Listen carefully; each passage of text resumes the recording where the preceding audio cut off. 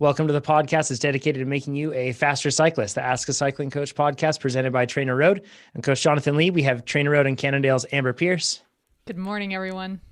We also have, and I'm going to screw up the name here, Ivy, so I apologize, but Hand Up Gloves and the Black Bibs Racing's Ivy Adrain. What's up, Ivy? That's right. You got it. Hey, good morning.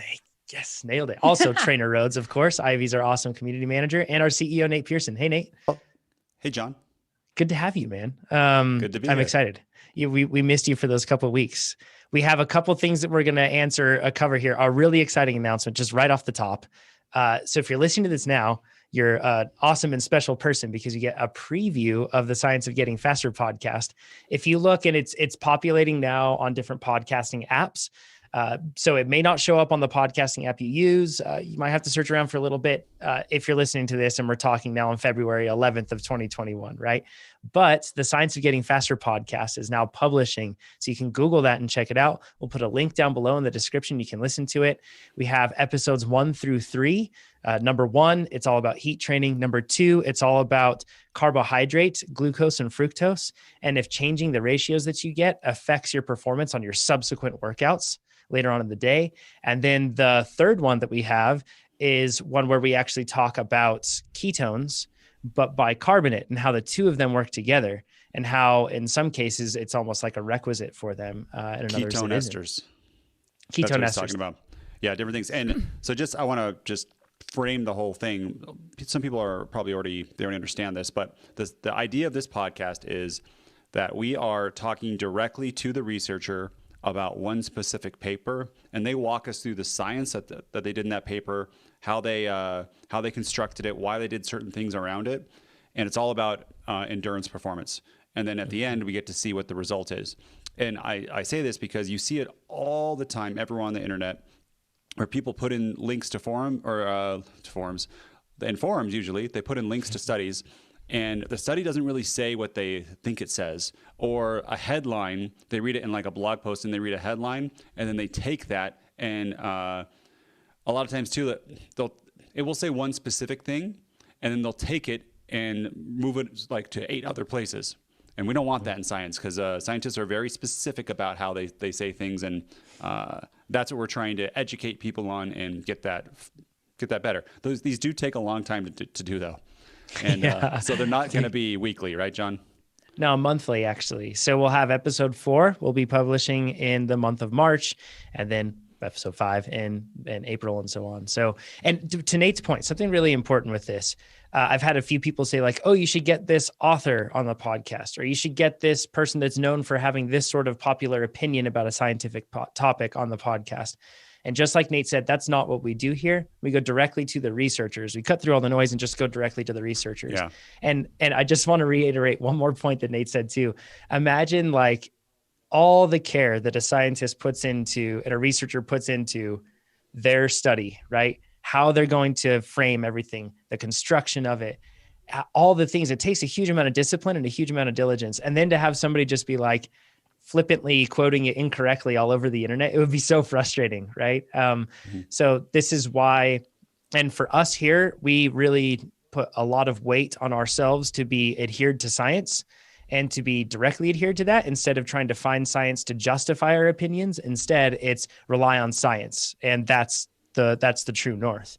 So for us, this is a really important process for us to go through and understand these studies properly as well. And something that's cool is we get to hear from these researchers, like, what did you see that you didn't publish? Or what did you see that you weren't expecting to see? Or what do you still want to see as a result of doing this? Because in many cases, it's not like they have a question, they construct the study, they execute it, and then everything is answered. In fact, in most cases, it's like now we have a whole different set of questions that we want to answer. It's really cool. And so episode 4 is also going to be about ketone esters. I know that's a topic we haven't talked. No, let me just to further John's point, we haven't talked about ketone esters on this podcast yet. Yes, we're aware of it. Everyone's like, "Have you heard of ketone esters?" I'm like, "You should see how many ketone esters I've taken." And have you met Nate? Yes, I know about the new stuff, but I don't want to, or we don't want to talk about stuff that maybe the science is either mixed very early or there's not enough. Usually it's because it's not enough. If it's mixed and there's enough, that says something. But if it's still very new, we don't want to come on here and be like, oh, this one study said this, so therefore everyone should do this. And that doesn't help anybody, I think. But we are aware of it. And you can still send us stuff. I like talking to people, so. Sure. Fine. And a note on that too, is there are a lot of topics that we don't cover that we set out to cover, like in the planning meeting, we're like, yeah, let's do this. And Amber and Chad have both experienced this where it's like, actually, there's just not a lot of conclusive science on this. So we don't cover it. There's a lot of topics that we regularly get sent to us so that we should cover on this podcast. And we just don't, because if there's not a lot of science, or if there's not a true scientific consensus, then it's just like one opinion versus another. And to quote the Big Lebowski, that's just like your opinion, man. So, but one thing that we want to mention with this is this podcast, like I said, it will be monthly. And now that makes it so there are 3 podcasts from Trainer Road that you can listen to all the time, which is just super cool. The Successful Athletes podcast, which you should totally subscribe to. Next week, we're going to be talking to Art O'Connor. He's also the strength trainer for Sophia and Keegan and Tobin Ortenblad and like a ton of really good athletes. And he did an event called Fat Pursuit, and it's a 200-kilometer fat bike snow race. And it usually takes about 24 hours, and it's up in Yellowstone. So it's like an average, it's like single digits the whole time, just freezing cold. But it was really cool because he used Trainer Road to prepare for the whole thing. And, shows his gains that he made with that. But then he talks about all the different things he did to adjust his training, because it's a really good episode. So check it out. I loved that one. Pro tip, John, is I usually play all 3 podcasts at once while I train, just to really get it in there. Then I read the workout text. Yeah. And a blog. And a blog post. And classical music as well, like Chad. Yeah, exactly. Wow. That's impressive. Nate's like a sponge getting it all at once. So we all need to undergo our firmware updates in order to get on that level. It's one AirPod tied to like 2 iPhones, so you get like right ear, left ear. Each side of your brain listens independently. I'm like a dolphin. Oh, my brain hurts just listening to this and trying to imagine it. Oh. We get that amazing. Neuralink, we'll be able to do it. It'll be awesome. I know. Come on, Elon. So trainerroad.com/SAP is where you can go for the Successful Athletes podcast. And soon there will be a page for the Science of Getting Faster podcast. We'll officially be launching it next week. But if you're listening to this, you get a sneak peek. So go search for Science of Getting Faster, follow the links, and you'll be able to listen to it. It's super cool. So really looking forward to that. Another thing, we are hiring, correct, Nate? Oh, we are hiring. Yeah. Yes. Sorry. I don't know if you had something else that you wanted to say. I thought that you were ready to jump right in. So I pulled up the wrong note sheet. So I was frantically typing things, and then I realized I was on the wrong note sheet. So I was like, how did everything leave? I let you change the order of the show. I was scrolling down and okay. Yep, everything's perfect. So we are hiring engineers. We're hiring a bunch of engineers. So this job posting is going to be up for a while. React, that's the most important with TypeScript. MobX we use. React Native would be amazing. If you've seen our products, you want to work anywhere in there, please apply. And they're at trainerroad.com/jobs. The coolest part though is it's global. We'll do it anywhere. We can decide if we want to tie your salary to your local currency or the US currency. You'll be a contractor unless you are in South Africa. And then I think we have a company there that you can join. And I think that's about it. It's super fun. It's not all daisies. It's hard work too, but I think it's the culture. You get to work with all these fine people, and you could be on Amber's team, which is pretty exciting. Exactly. And it's Amber every day. Like we mentioned last week, it's fulfilling. And we all feel really grateful to work here, and that's not just because it has to do with bikes too. A lot of it is because we get to work with great people, people that are motivated. Everyone wants to, we don't have clock punchers. We have people that are trying to move something forward and do something impactful, which is really, really cool. So and improve people's lives. Yeah, improve people's lives. That's the cool part. Yeah, bikes are secondary. Cool. Yep. Yeah. Also, something to mention right now. So we have, if you've followed any of us on Instagram, which you totally should, and you can see it on YouTube, you can see our names right now. But tr.nate, Amber Malika, Ivy Audrain, and myself, Lee Jonathan _ you can follow us on Instagram. And if you have, you've probably seen us share like a cool looking pre-made tile of our workouts at times. And that's because we're using our beta app, the iOS beta. And then we also have an Android beta that's now available. And we need more people testing that because we always need more data. So if you have an Android device and you want to use TrainerRoad and test a really cool new app with a ton of cool new features, you should go and sign up for that. If you go to the TrainerRoad forum, that's the best spot to be able to get the information on there, and just search Android beta. You'll be able to find it and get all signed up for that. So Nate, do you have something to say? Yeah, I thought we can go to TrainerRoad. You can actually go to trainer.com/beta program, beta-program. Cool. Then it's right Awesome. there, and there's a link for Android. So what we need, just to put my CEO hat on, we have been updating our app from scratch from the previous app for a while now, and it's sucked a lot of resources, and it's not something I'm very proud of. You saw before we updated our desktop app. That's now fire, and we love it. Mobile app is to that point now, and I just before this had to do privacy submissions for our app in the App Store, and we are so close to releasing it. It's so close where I can say, if you want the hotness today, you can go to trainer.com/download. That's the easier link. There's a beta link inside of there. And for iOS or Android, you can get it now. I feel totally comfortable telling everyone they can get on it because we're planning to release it as soon as there's some App Store stuff. But the one thing we need is for the Android beta, we have a specific number of rides we need per day, and we haven't met that yet because we haven't advertised it. So we need people to download it and use it. But it is to the state that you should have a great time. And we'll do the whole marketing effort later about everything that's new and awesome in there. And then the other exciting part is that frees those people up then to do more exciting and new stuff that we want to build, which is, of course, something we always want to do. Yeah, exciting stuff. And with that as well, if you want to share your workouts on Instagram, you totally can, whether it's screenshotting, taking a picture, or if you have that beta app, you can just, once you're done, you just hit the little share button right there and it'll bring up Instagram stories as an option. It's super cool. Do that. And there are stickers on Instagram that you can use. If you just search TrainerRoad or Get Faster, or even like terms like VO2 Max or that sort of thing, you'll see that these TrainerRoad stickers will pop up and you can put them on there. And then we'd love to reshare them too. So I want to say two things on this. Yeah, TrainerRoad, we'll reshare them. When you share them at me, I always read them. I always look at them and I always respond to them. I stopped sharing them a bunch because I don't know. I don't know if everyone else wants to see everyone else's rides, but I really appreciate seeing your rides. So sending it to me, I love it. I usually chat too much. And then the other thing is that sometimes I have to batch them because I'm busy. So if I don't see your thing right away, I'll get to it. And then second, there's no cool way to drink like a matcha green tea online. No, there's not. These are the things you miss out if you just listen to the podcast instead of watch. It doesn't look very masculine, does it? Like, no, but that's okay. We don't have to worry.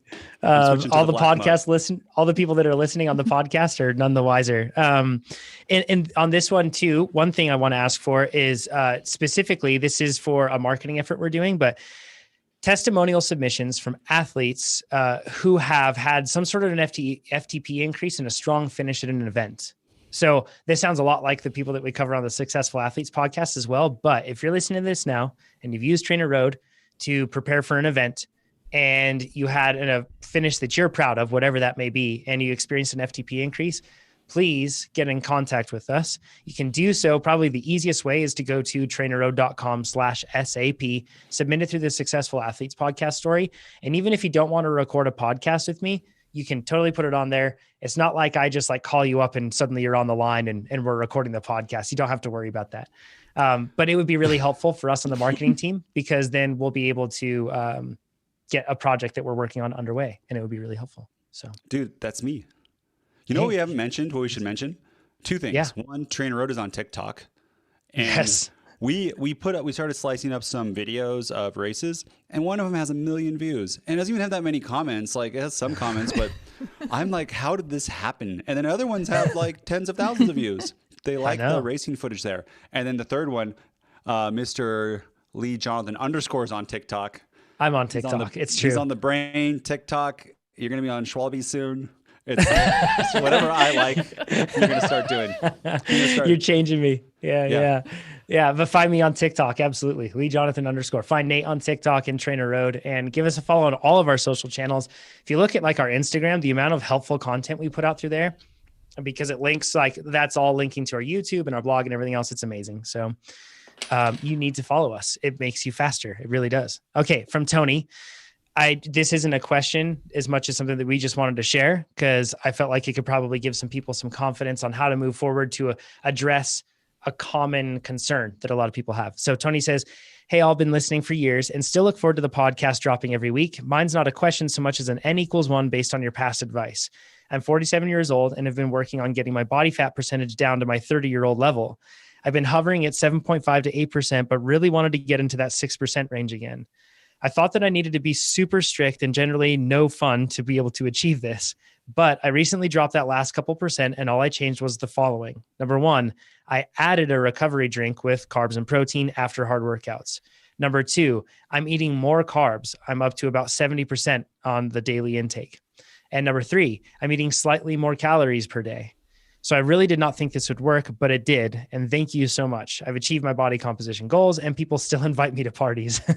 So awesome. And way to go, Tony. I think that our first reaction is like, how can I do more with less?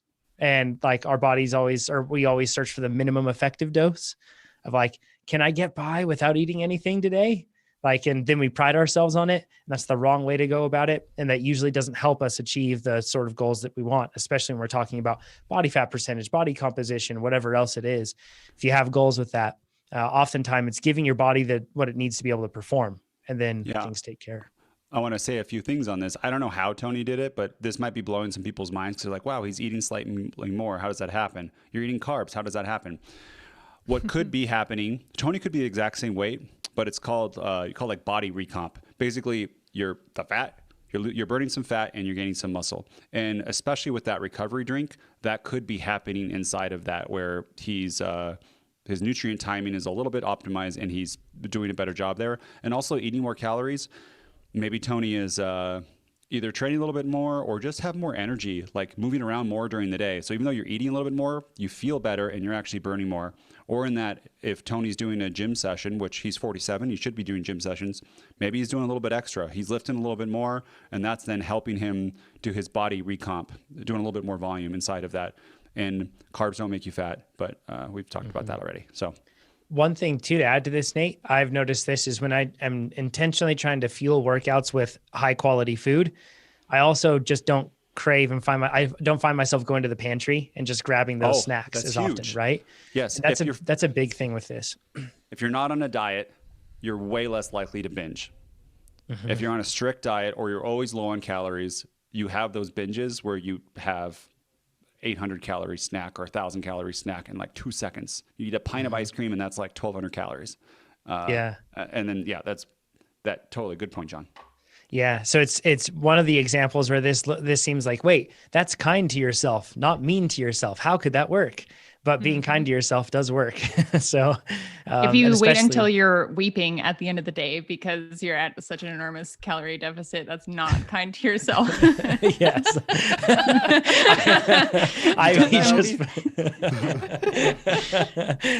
And so I'm getting better. It's like a journey, and Pete has actually helped me a lot with my nutrition stuff. And I just finished a 3-week training block and like have never felt this way in a like January, February, part of my season, because I'm eating more and crying less. It's great.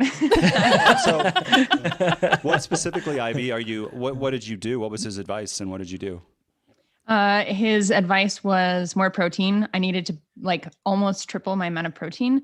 I'm not a plant-based person, but my inclination isn't to eat a lot of meat. So I wasn't getting enough protein. I didn't have a good protein supplement.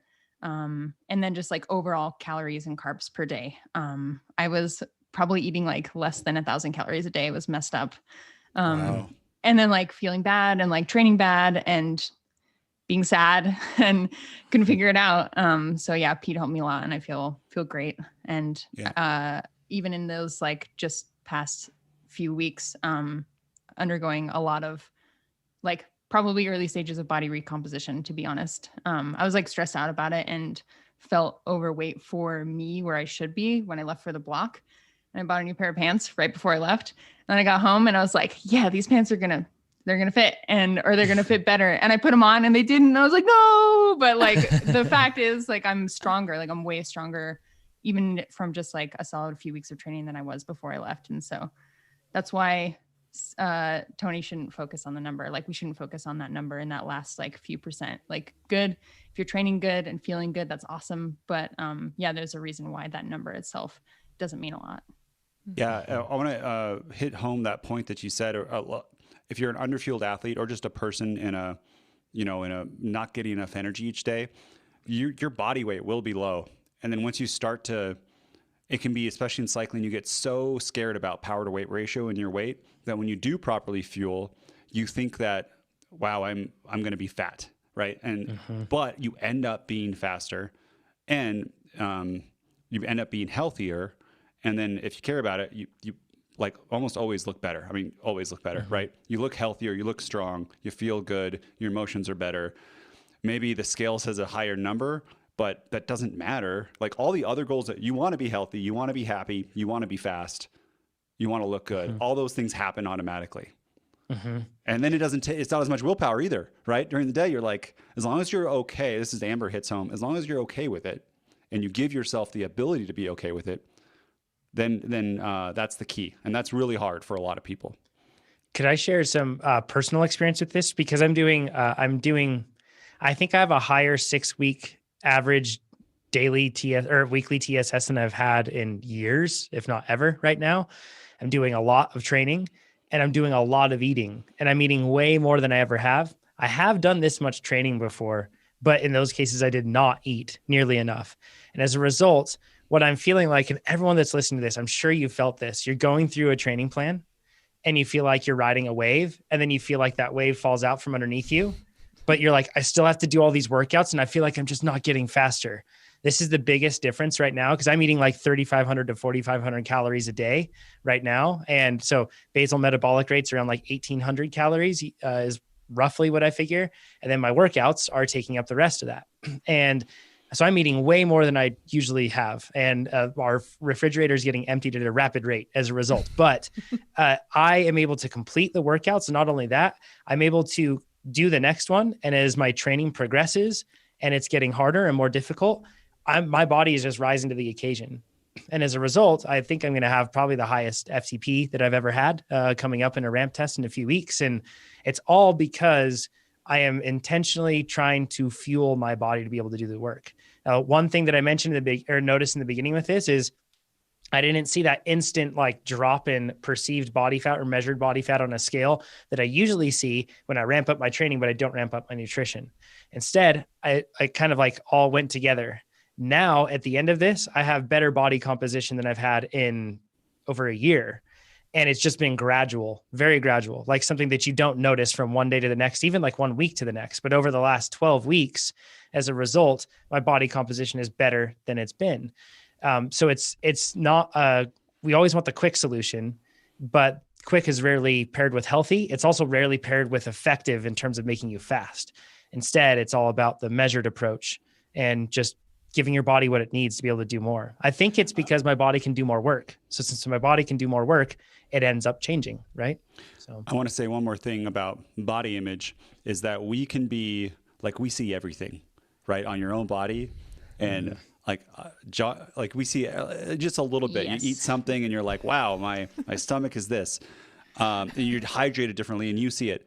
No one else sees it. John, your body count, I don't no clue. You look the same to me. You look the same for the last like 6-7 years, the same person the whole time.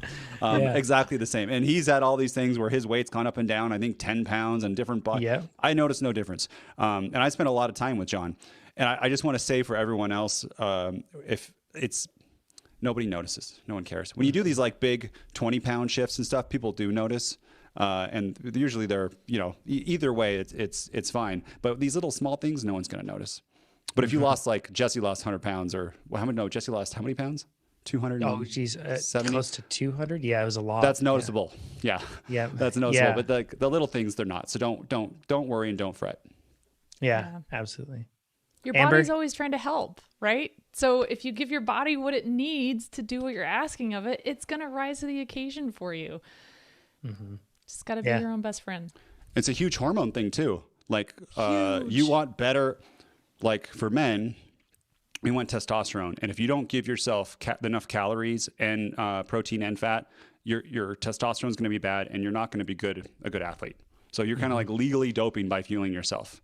And then the body, if you have a lot of testosterone too, that's shown to improve body comp, which I think as a guy, that's what I want I want bigger muscles and less fat to an extent. And so, and for women too, it's very important with hormones. Yeah. Big time. Yeah. And you know, the funny thing is, I think a lot of people get on this track thinking, okay, if I look a certain way, then I'll be happy. But the funny thing is, when you get happy first, really good things happen, and you kind of trigger this whole cascade of goodness. And when you walk into a room and you feel alive and good and well and happy with yourself, that presence just shines in a way that no body type or number on the scale is really going to capture. So chase the performance.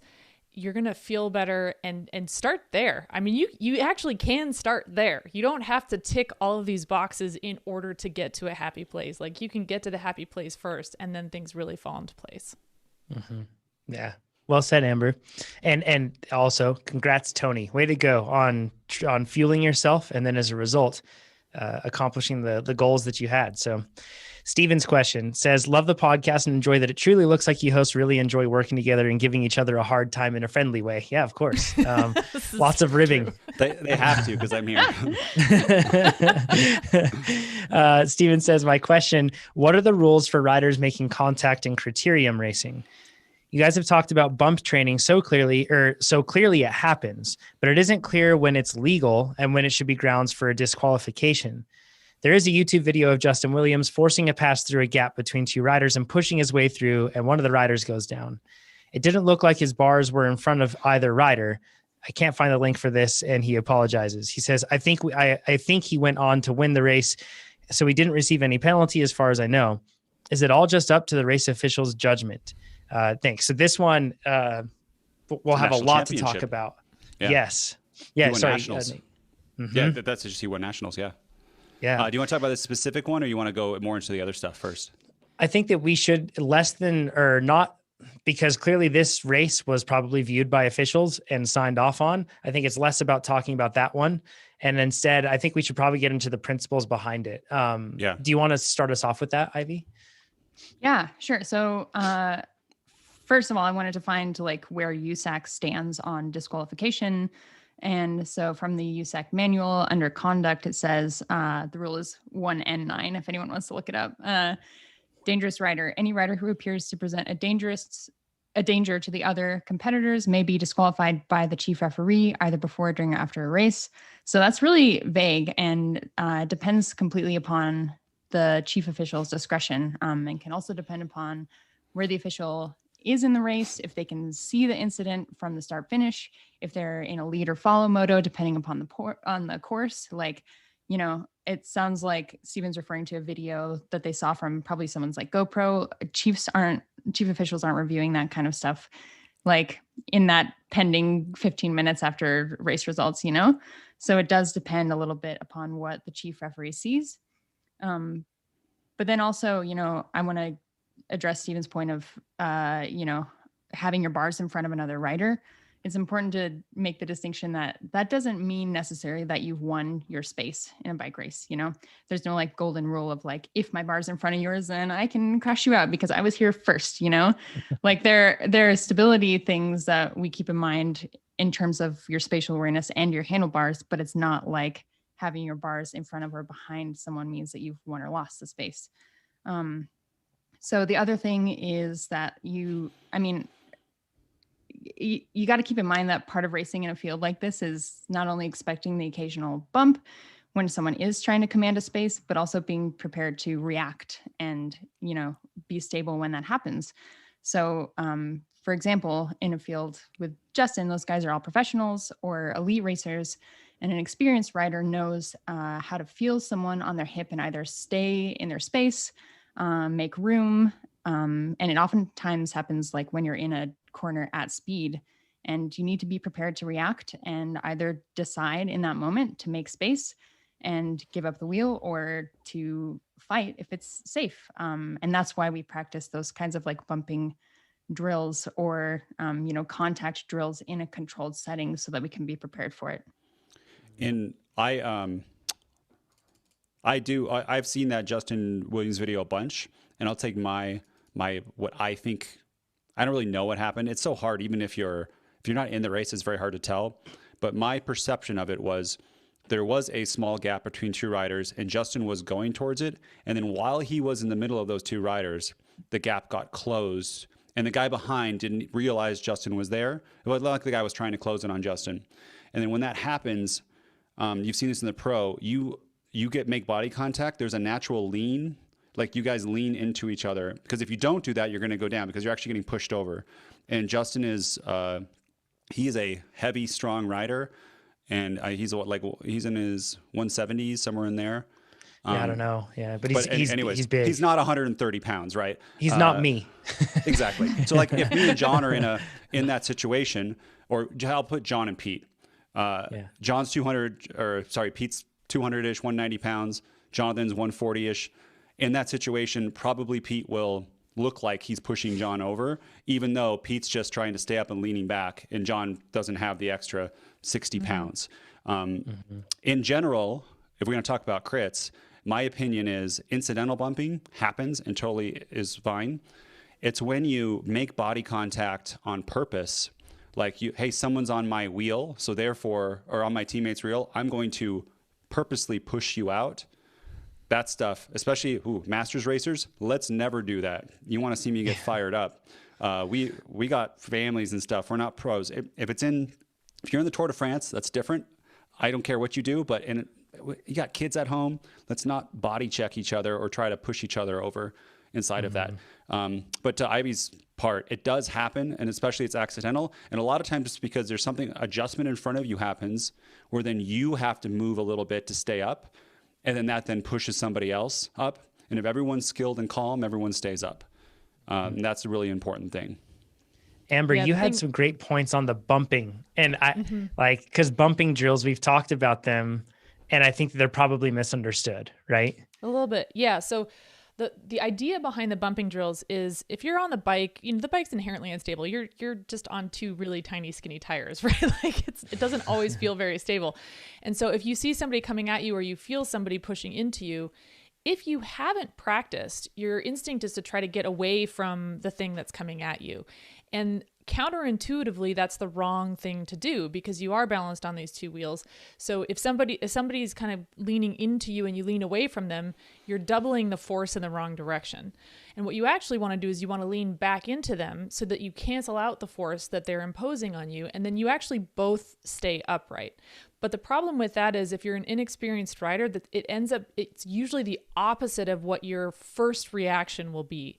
So what we try to accomplish with the bumping drills is when you go out in a grassy field, someplace you feel really safe, low speed, and you lean into people, and it's really, really uncomfortable at first if you've never tried it before. But the more you do it, the more you start to feel how stable you can actually be leaning into somebody if they're leaning back into you. And once you've trained that intuition, it makes you a safer rider, because if you're in the field then and somebody accidentally leans into you or makes contact with you, you're going to react appropriately, which means not only are you going to keep yourself safe and probably prevent a crash, but you're going to keep the person who's making contact with you safe.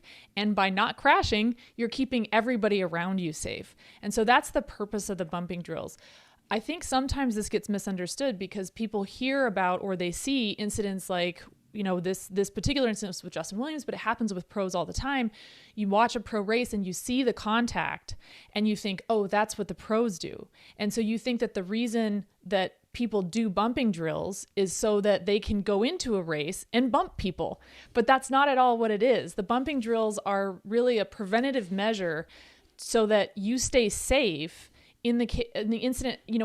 Contact is generally, it's unlikely and it's unwanted. Nobody really wants contact because everybody wants to be safe. And anytime you're making physical contact with another rider, the risk skyrockets. So what we want to do is avoid that, but we know that sometimes it's inevitable and you want to be prepared for those instances so you keep yourself and those around you safe. And I want to just really hammer this home because I think when people first get into bike racing, they hear little sayings like sharpen your elbows and racing's rubbing. And it's so silly because that's not actually what we do. And especially at the professional level, when this is your job, like you don't want to go down in a crash because this is your livelihood. So people are really, really cognizant of keeping themselves and people around them safe. And so, but at that level also, you have this really, really high level of skill. So somebody like Justin Williams, who has a really high level of skill and experience, can feel confident going through a small space because he knows he has the skill to manage it safely.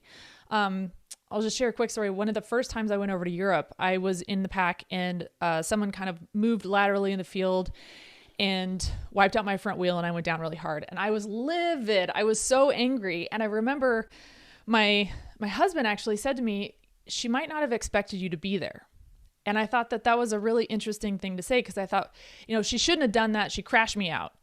But he pointed out that in that field, everyone is expecting everyone else to keep themselves safe. And what had actually happened is I had put my wheel in a vulnerable position.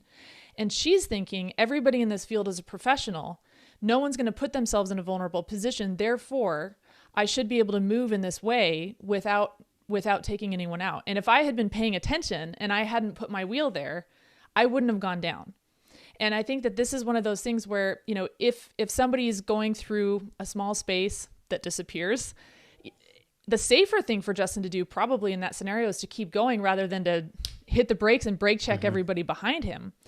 He can't control what everyone around him is doing. So if somebody is not as skilled with contact and they react inappropriately, they might go down. That doesn't necessarily mean that Justin did the most unsafe thing in that moment, right? So I think it's a matter, the skill set is really, really important. It's not, you don't do the bumping drills to go out and bump people. You do it so that if it happens, you're going to be safe. And I think the other thing to remember is that as you progress through the sport and you gain these skills, you also gain the discipline to know when to use them and when not to use them.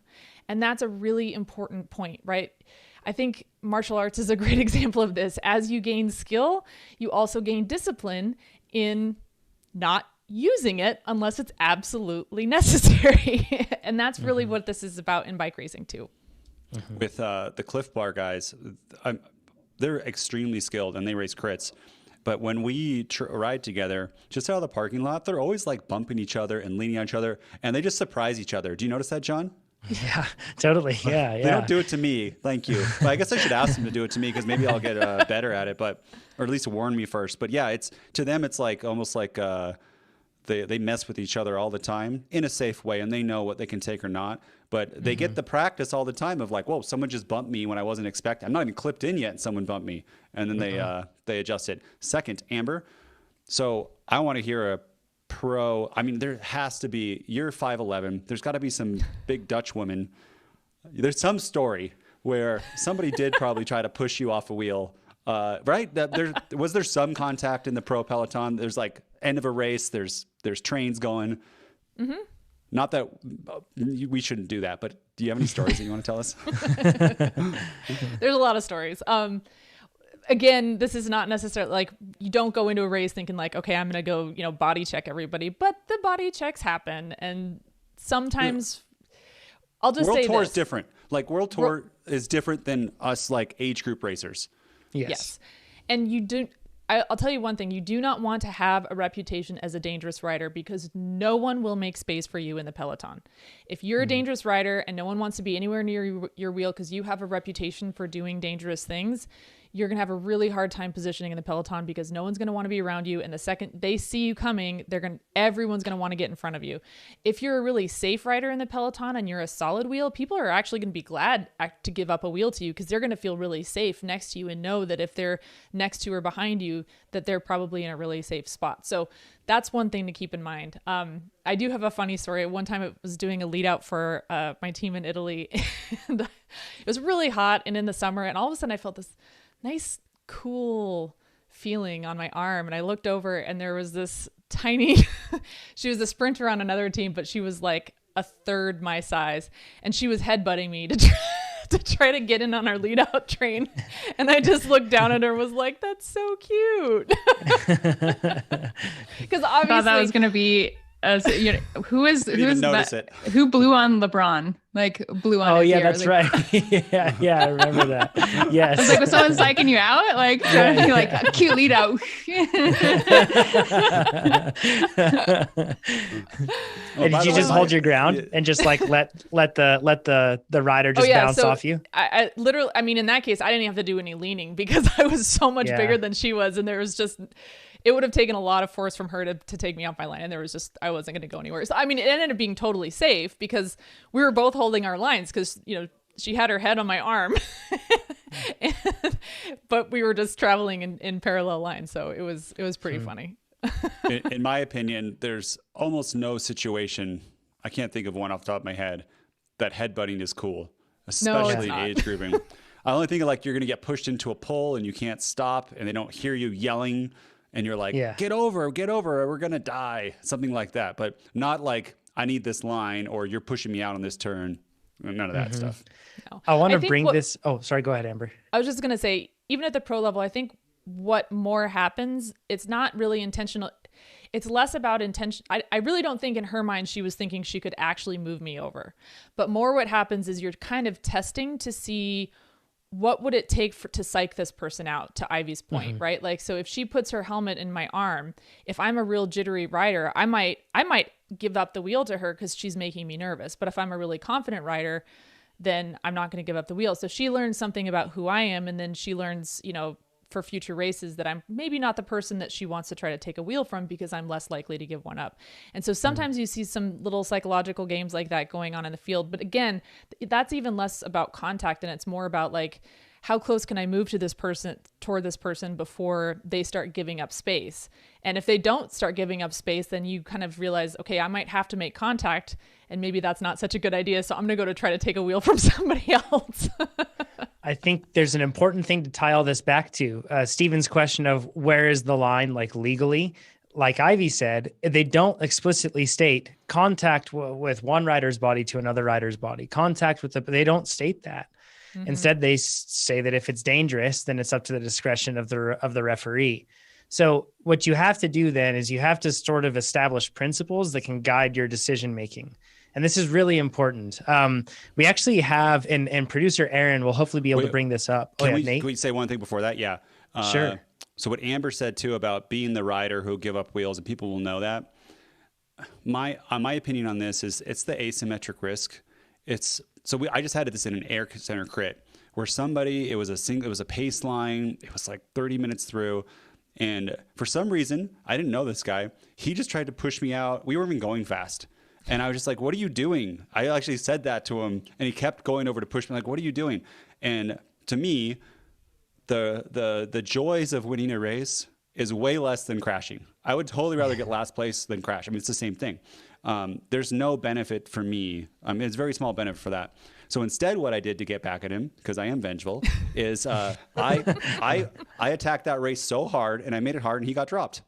And then I didn't have to deal with him. And I just had like 4 people to deal with after that.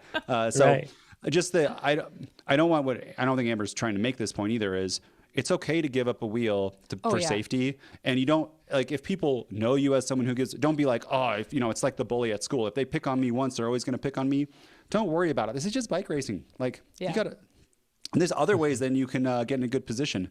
So I want to back Nate up on that. That's totally true. And I give up wheels all the time. And the reason is 90% of the time, it doesn't really matter. But when in the crux moments of the race where it really, really matters, I won't give up a wheel. But that's usually when it's harder for somebody to take a wheel anyway, because the race is going really fast and it's chaotic. But in the times when there's a lull and things are pretty chill, if somebody wants to move around, I mean, safety is always, always, always the number one goal. Always live to race another day. And that sounds extreme, but I mean, it's bike racing. We all want to have fun, and it's giving up a wheel versus hitting the deck. I mean, it's a no-brainer. Like, you just, you stay safe. So I don't mean it exactly. I'm really glad that you said that, Nate, because it's not about like, I should never ever give up a wheel, or I'm going to develop this reputation. No, develop a reputation of being a good wheel, and that means giving up wheels a lot of the time in order to stay safe, and only really getting that aggressive, assertive style in the moments where it really matters. It's also easier on your brain too, because it takes less focus. and like so many times, it just goes both ways. But again, it's early in the race. It doesn't matter, or it's not fast. And someone tries to like get my wheel, and I go, "Oh, that dude's 6'4". He's like almost 2 meters. Like, you get in there. You get in there, buddy. And it's a great draft. And right. that's what you got to think of too. Yeah. Why are people trying to get in front of you, Nate?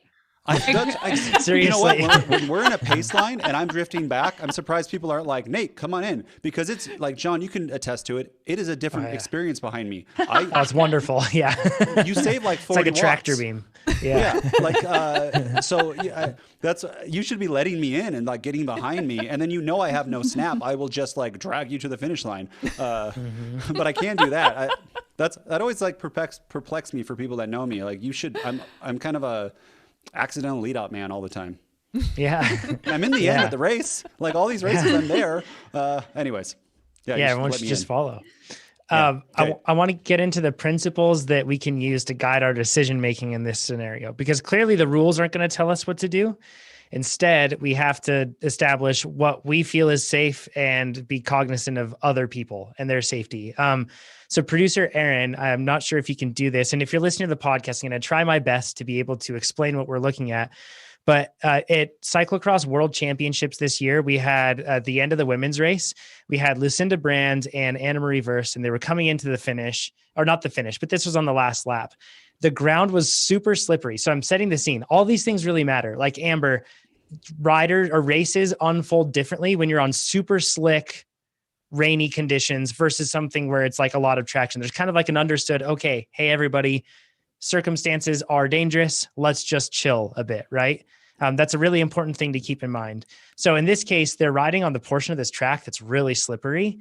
And as a result, it can actually be tough to hold your balance. And you can already see that Lucinda Brand's setting up inside out, outside in. So she's going to make a pass. She expects to sprint through here. And then boom, she makes contact and Anna Marie Verst goes down. And this is the World Championships. How bummed would you be to be knocked down? So basically, I'm going to describe for podcast listeners, there's a right-hand turn and in this case, Lucinda Brand's coming straight at the turn. Like, she's not making any effort to be able to turn beforehand or broaden out the turn. She's just going straight at the apex, while Anna Marie Verst is making a more round turn, right? Contact was absolutely inevitable. And producer Aaron, if you're able to, we can just like rewind and rewatch. Just keep playing it, Aaron. Yeah. Replay that 1,000 one. times. Yeah. But this is an interesting thing here because this is so growing up racing motocross. Yes, drink, go ahead if you're playing that game. But that it isn't quite hockey, but their contact is part of that sport. It's how passes get done. And if you watch MotoGP, Formula One, it's the same thing. It's because it's really hard to gain an advantage and have enough room to be able to pass people. So sometimes contact is what has to happen to pass a person. And my dad always broke it down in really great ways. He basically said, the other rider has two choices. They either hold their line or they hold back. And you have two choices. You either hold your line or you hold back. Much like what Amber was saying, when the gap was getting closed out on Justin Williams, he had a choice. Do I go through or do I hold back? What's more dangerous? That's really probably what you're going for. But then when you're at a world championship event, you're also saying, what's more or what's better for the outcome of this race? Because this is the world freaking championships, right? Like, you're really going for something big. So in this case, if you look at it, I think that Lucinda Brand absolutely had the choice to be able to ease up. She was coming in at a very aggressive angle where she knew contact was going to happen, right? But at the same time, Anna Marie Verst knew that Lucinda Brand was going to be there just before the crash. You can tell she sees her right there. She knows that they're going to be there, but she chose not to hold off. It's world championships, and that sort of thing is going to happen. Nobody's going to choose to give because they want to win. But this is something that all of us can learn from. If you find yourself in a situation like this, and all of us amateur racers favor safety, right? Especially if it's in a criterium, we have to look at this and say, what is my choice and what is their choice? And we have to be responsible for that decision. If this was fast and in a road race and this had happened, I bet that there would have been a ton of outrage. But there was like no outrage whatsoever about this pass. Like, the internet kind of didn't care. And that's another thing that we have to remember. Just because it's fast, just because it has all of those things, it can become sensationalized in our minds. And it's more tempting for us to blame the other person. But Amber shared such a good example there of us saying instead, maybe that person didn't know you were there, and flipping the tables and saying, oh yeah, maybe I should adopt a different perspective. I had two choices. Did I really choose the best option?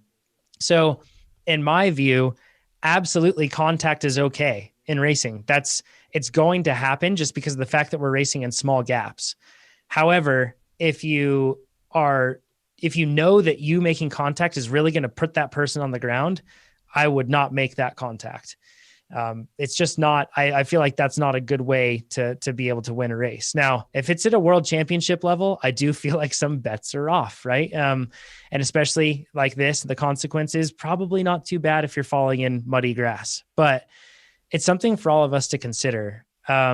This is something that we will never have straight guidelines that you can't make contact with other people. We're never going to have those rules. So instead, we have to weigh our decisions versus other people's decisions and always be willing to accept the responsibility for that. Ivy, do you have something to add? Yeah, I think a really important distinction to make here in this example too, in a cyclocross race versus like being in a road race at speed. For example, the final corner going into like a finish of a crit, there's like a line. There's like one line and there's a safe line, and coming in on the inside is like pretty well known to be like dangerous and unsafe. However, in cyclocross, especially when conditions are greasy like this, the line that you choose will change throughout the race, like lap by lap, especially when like they change as people continue riding on them. And so, it's not that Verse like opened the door for Lucinda to like take that line, but there's kind of a constant acknowledgement that there is no line and an expectation that like someone could take a different line around you at all times. And like what we didn't see right before this is that Verse launched a pretty big attack like right before this happened. And I wonder if she didn't expect Lucinda to be able to follow and just like wasn't expecting her to like be there and take that line. But that is like part of cyclocross courses and racing is understanding there is no A line. So like Lucinda's not like taking a crappy line and like, doing something like shady, like that's totally expected and normal in cross for things to change and for lines to be different lap by lap. Yeah. I mean, I look at this and I feel like looking at each individual, the series of actions of each individual, everything makes sense. It's just that the way that they stacked up and it kind of created this perfect storm for one of the riders to go down. Mm-hmm. It looks like, is it worst or versed? Or how do you say that? Versed. It looks like she was setting up for a fast exit by going wide. And then what that did is that opened up the door for Lucinda on the inside. And because of the speeds and the amount of room that Verst had, she could go extra wide. So Lucinda, I think, made a smart move is I'm going to take the shorter path, which is going to give me that extra bike length. And she totally got, in my opinion, based on looking at this footage, in front where she was kind of in command of the line. And Verst could have easily have just gone to the left a little bit more and not crashed and just been on her wheel. They kind of would have switched spots. It's tough that you're not in the race, just watching. I would not be surprised at all if Lucinda expected to make that pass easier than it was going to happen. If you watch her for laps leading up to this, she was taking the same line as Anna Marie Verst, which was the wide line, but here beautifully setting up like outside, inside. And then she had this straight shot, but she gets bogged down right there. And I don't think she expected to get bogged down. I think she expected to get far enough in front that Anna Marie Verst would have been like, I have to hit my brakes. There's no way. But then when she got to the point where it kind of sucks some momentum, and that's another thing, you can have a line picked out and you can have that. And this is exactly what I'm going to take. And everything can be going well, but then everything can change. So it's always like you once again have to sit there in that moment and remind yourself that you don't have to hold on to the gas. You can let off. You can alter your line, or the other side of things too. You have to remember those two decisions. It's am I going to ease up and am I going to accept the fact that they're going to make this pass and then maybe have another chance at being able to pass her again? Because, and I don't know, I mean, Lucinda Brand just put on an absolute, Slayer line, vulgar display of power after that, because she just it was amazing what she did after this. So who knows, but maybe Anna Marie Verst had that within her too, to be able to hold that. And if she didn't go down, maybe she could have just dropped right in behind her wheel drafted and then be able to go there. That's so many times we just think of the moment where contact is going to happen and we choose aggression and it ends up taking ourselves out or really costing us, when you can just be like, hey, it's okay. I'm just going to follow this person's wheel for a bit and I'll get him back. You know, that's what Amber said. She said, you know, it's like she could have given up the wheel, but she was trying to not give it up and try to assert dominance. And then it was the worst case scenario. 2 right here, Lucinda, she's using the grass, which allows her, I bet you can see some slipping on the left side and the cadence changes to kind of grind that allows Lucinda to kind of get more speed and get ahead on that little bit of climb, which is also like Verst should have like used that line because it was the better line, I think, with less power. So if you come up here, watch Verst on the left and watch her cadence as she goes into the mud versus Lucinda. She's like, you can tell she's slipping right there. She slipped. And if she didn't slip there, I bet she would have been in front. But she was choosing the muddy line. Can you imagine how many times they've both replayed this moment over in their Oh my gosh. Not World as many as this that we've just done. But here's the interesting thing about this too. I think Lucinda Brand I don't think that enough people talk about how good of a racer she is. If you watch all of her wins this year, it looks like, and yes, I feel like she probably does have just more power or something because she's been able to really like ride away. But if you watch, whenever she makes her race winning moves, which sometimes have been on the first lap of the race this year, but she does so strategically. She is a very savvy racer. I think that we're going to be able to learn a lot from her. And I wonder if that's also because of her experience on the road as well. And, you know, if that sense of a tactician that she has just seems so well refined. I really like watching her race. Yes, it did make for some boring wins this year because it's just like Lucinda was miles ahead, but she's a very good racer. So it reminds me of Sophia and I at Cape Epic 2021. Oh, miles ahead. Just miles ahead. Look at that. Yeah. Well, thanks, producer Aaron, for screen sharing that and playing that race many times over. So it's really, really interesting. To recap, there is no rule about contact. Instead, you have to think of all of these things and you have to build the sort of skills to be able to keep yourself and everybody else safe when those things happen. If you feel like, also one thing that I've learned is I don't ever want to discuss a race incident with anybody give me 15 minutes after the race to be able to calm down and then be able to discuss it. Cause I'm thinking of like masters racing or amateur racing. And we see like the cool down lap blow ups, and none of us are in a right mind state after a race. And I've been guilty of that too. Like talking about something right after the race, like, no, let's get distanced from it. Let's think about it. Cause then we'll get a fair perspective. Like Amber said, is everybody safe? That's what matters most, One of our races that we did in our YouTube, somebody did that and you can hear him swearing afterwards. And he was like, I came on the far left side of the corner and I came in and you cut me off and all this sort of stuff.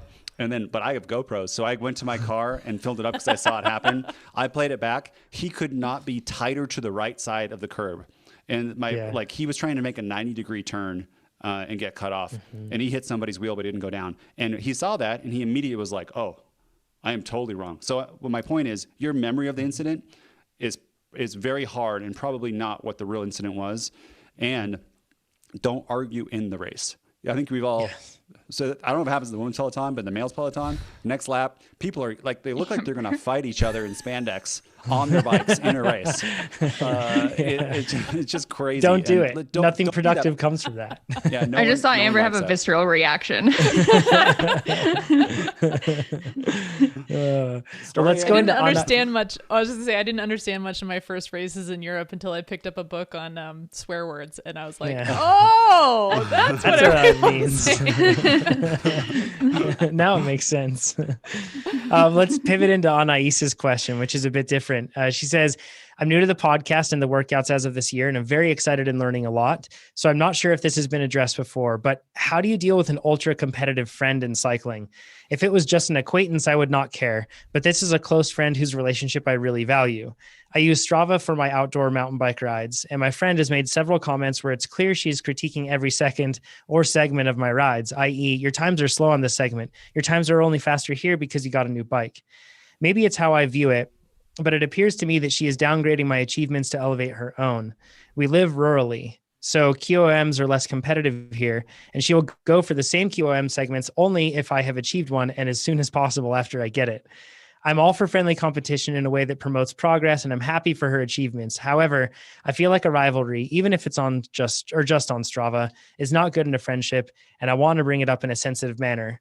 Have any of you dealt with this before? Approach the person about it, and what are your tips? Thanks. So instantly, like maybe some of you have a boss who's overly competitive. Let's just have a little openly sharing session right now about me being a jerk. I'm going to start taking notes on this one. I feel like a jerk because I read this and I was like, what did I say last week? The only KOM I want to take is the one that Nate cares about most, is what I said. Yeah, there's a few KOMs that you target specifically against little old me, who has none in the world. And he takes a national champ with him to do it. And then makes fun of me about it on the podcast, but I'm fine. Yeah. This is an important question to bring up though, because there's the fun ribbing side of things, like we talked about at the very beginning of this podcast. But then I see this relationship happen quite a lot, perhaps not so overtly, but it happens a lot.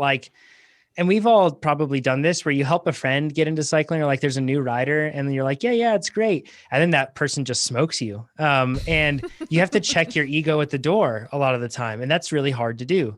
Also, this, I think, exists just commonly within like the cycling culture, in the sense that there's a lot of rank and file.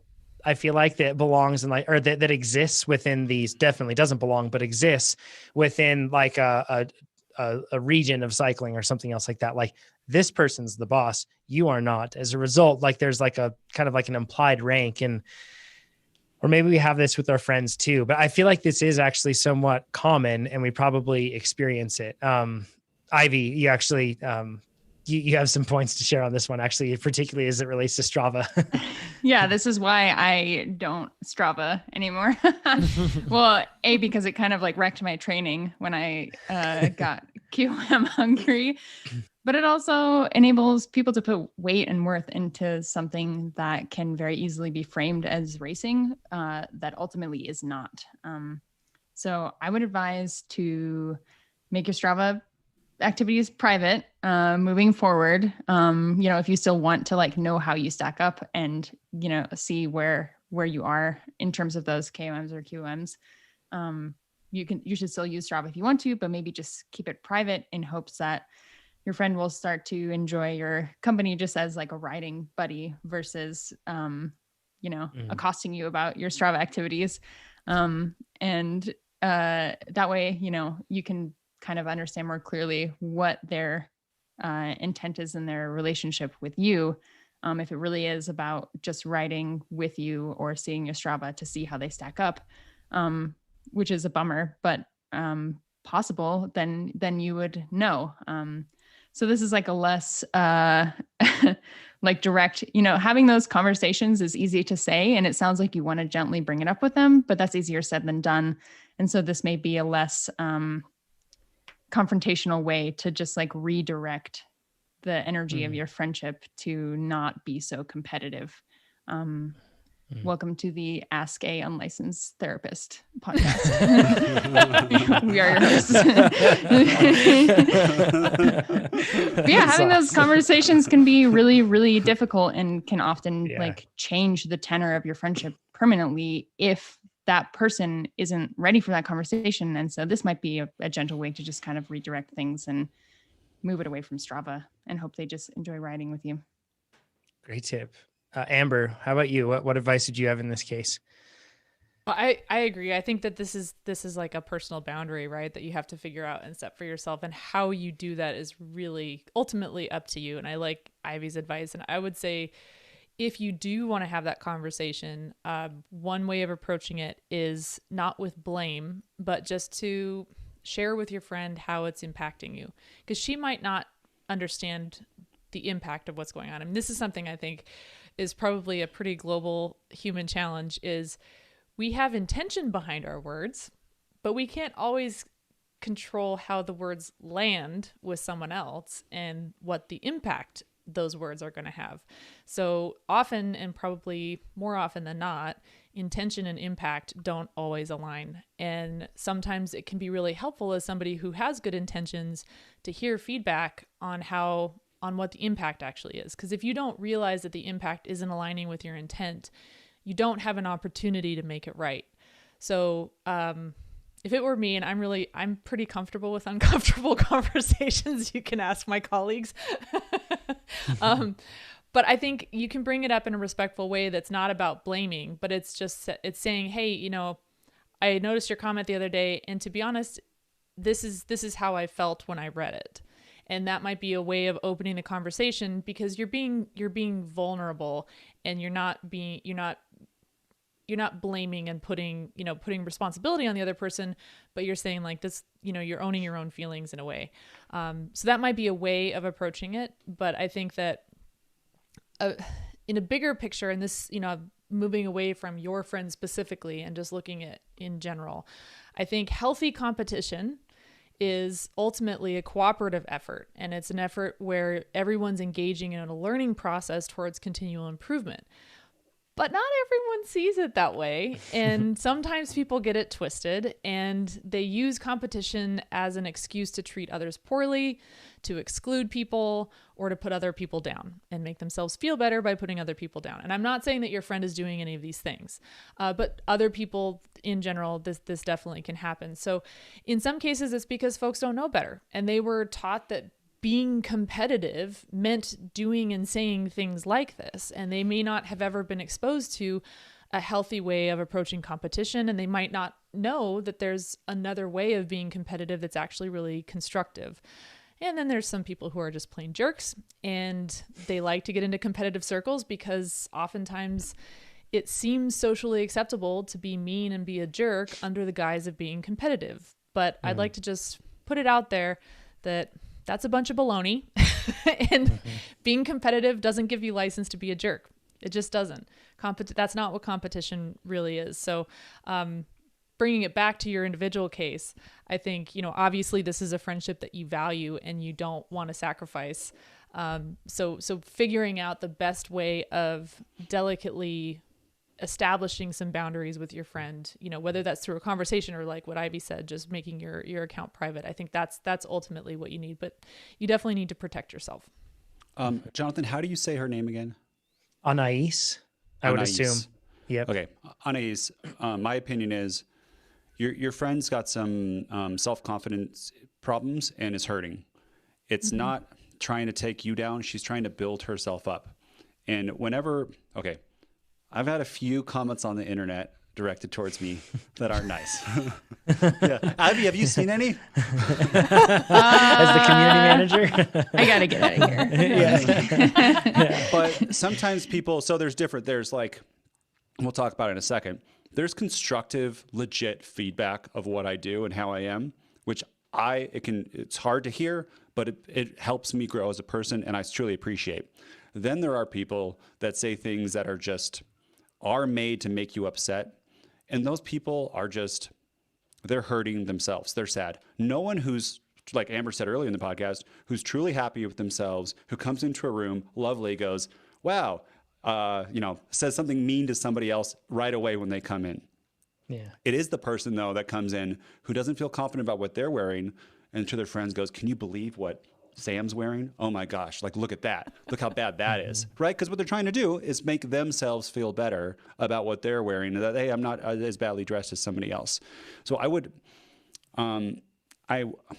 say it's about you, but it's about them, but it is still annoying and it can still hurt. One thing too for everyone else, because immediately when I read this, I thought, am I this person, right? Totally. I thought the same thing. Yeah. And I think it really depends. I think is how close you are in like ability to somebody else. For instance, Keegan and I have some competitions. The pecking order is very clear, right? Like there's no, and so John and I, Pete and I, like we all know, like John's better at me than anything. And I do try to like get close to John's KOMs, but John when I get close, he's like, wow, great job. Like he celebrates that, but we know we get in a mountain bike race, John laps me, like for sure. And it's just, I understand that. But maybe if John and I were both, grew up together and we're competing our whole lives and stuff, that it might hurt a little bit. MVP or Mathieu van der Poel and Wout van Aert, they're probably not ribbing each other because that's a real competition, right? And you just did that because of this bike would be seen as probably pretty petty, right? Rather than I don't know what they do, but I bet they congratulate each other and say, hey, good job in world champs, good job at this race. And they don't do this sort of stuff, which is not cool. But they are competitive, obviously. So that's what I think. Whenever someone's mean to you, look at them, because it's really a reflection of them and not a reflection of you. That's a great way to say it. And I've found that, I'm sure all of us found ourselves being this person at some point in our lives. I know I'll just speak for myself. I certainly was that way. I hated it when the success of others seemed like it was surpassing my own success, right? That's really frustrating. Like to a very natural, non-controlled person, that can be very frustrating. And I had to learn over the years to change that perspective. And I like genuinely feel, and this is really cool, and I feel fortunate to be able to do this with my work, but we're helping people around the world get faster all the time. And it would be super inconsistent of me to be upset about anybody's success if I'm focusing on doing that around the world, right? But luckily that's something that I've learned to do, and I find absolute pure joy in it. Like when other people succeed, even to the point that it was like when Nate dropped me on our gravel ride we did earlier this year, he just blew my doors off on a climb.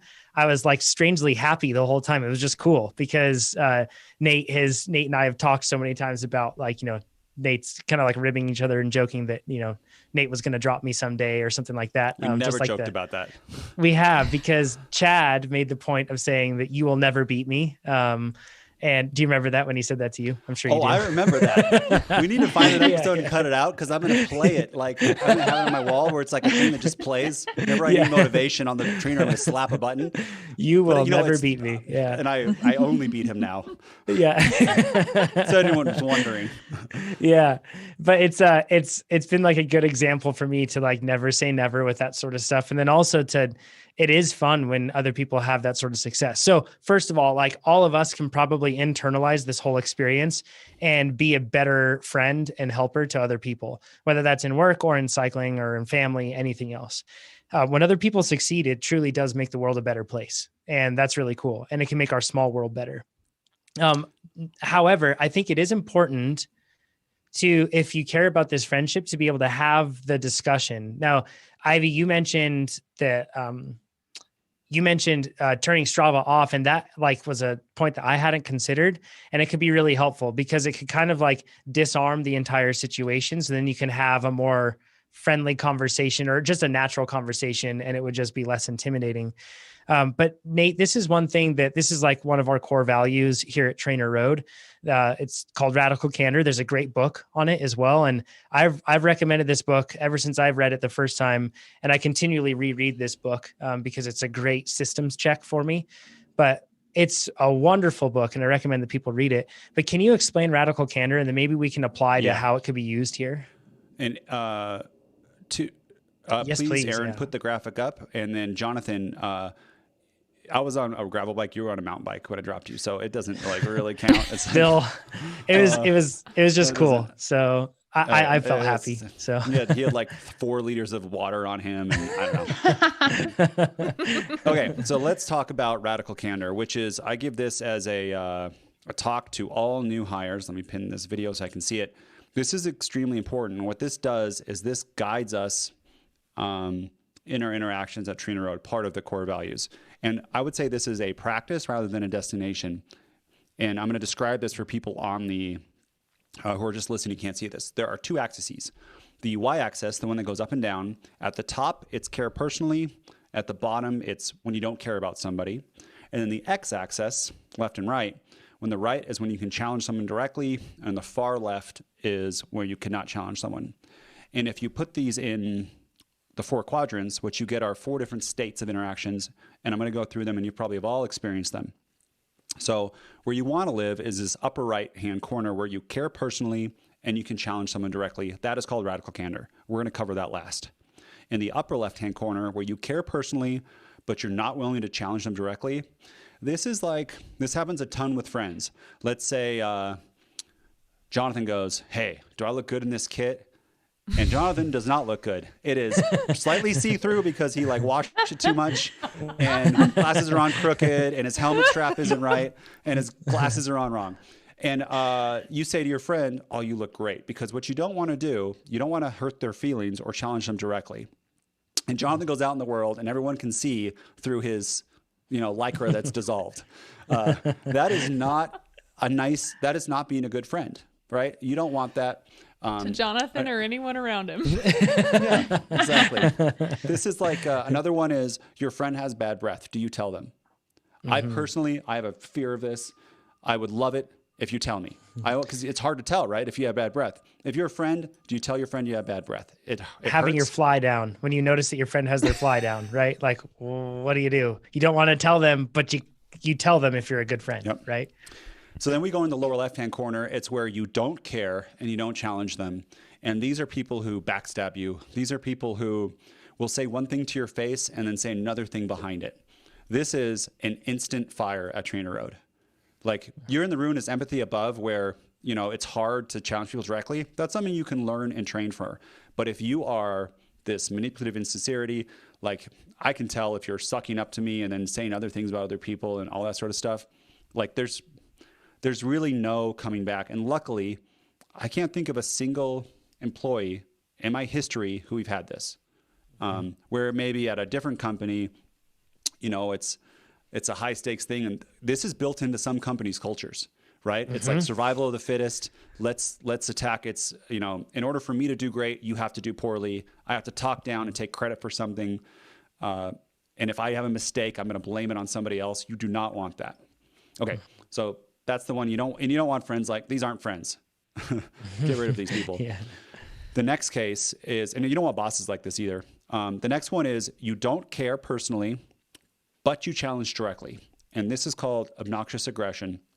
This is the classic engineer role where, although they will say things to you, they say it in such a mean way that they're just a jerk.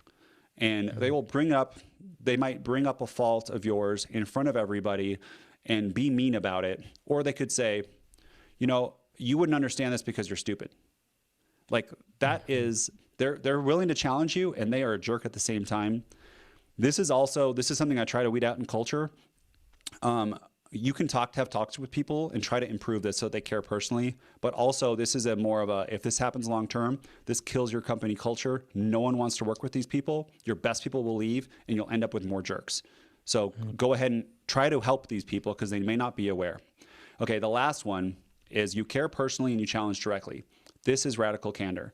And I'm going to use the bad breath analogy of ruinous empathy is I don't care about it. Ruinous empathy is you have bad breath. I'm not going to tell you. I'm going to say your breath is great.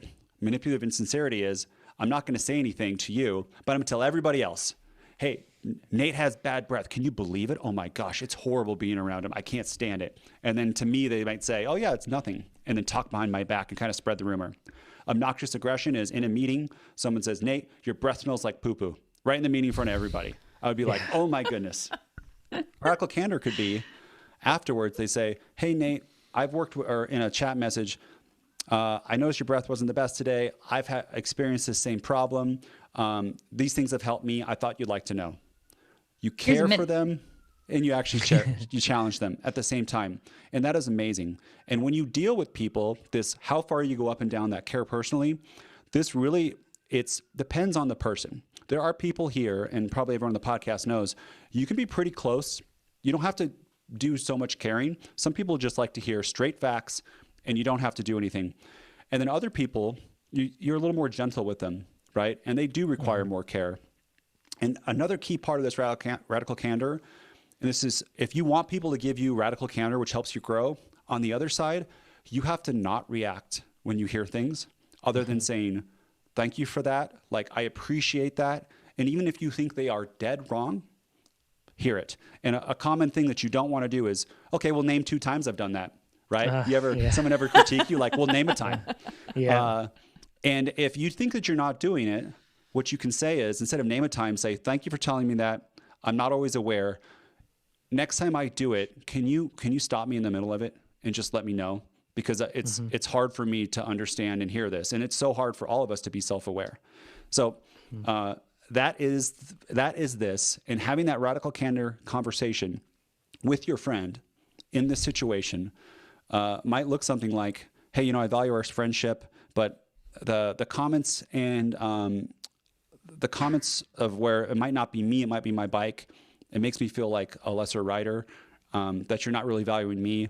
And I don't really like the competition anyway. So I'm going to put myself on Strava, but I still, or not put myself on Strava, but I still want to work together. And I really care for our friendship, but I just don't want it to be competitive. How does that sound to you? And then I'm pretty sure she'll take that well. And if she says, well, you suck anyways, like maybe not a friend that you want. Yeah. Oftentimes I've found that people that don't dwell in the upper right quadrant of radical candor, if you meet them with radical candor, then they easily translate up to that upper right quadrant. And a lot of the time, the reason that a person falls into the obnoxious aggression side, which is kind of like what your friend is exhibiting in some respects here, it's because they're having trouble caring personally for themselves, like what we talked about here. So it's really hard to then care for everybody else if you don't care about yourself. So it can be really tough. So understanding and trying to get to understanding this is just a really good kind of cheat sheet to be able to do that. Thanks for explaining it, Nate. And hopefully, Anais, this helps you with this, and anybody else that's listening to this that has any sort of situation. This has transcended how to make you a faster cyclist, perhaps in many ways here, which is really cool. Unlicensed Therapist podcast. I like that. Exactly, that's it. But at the same time, I think all of us have this relationship on bikes at some point. So definitely get circled around cycling. Let's go into rapid fire.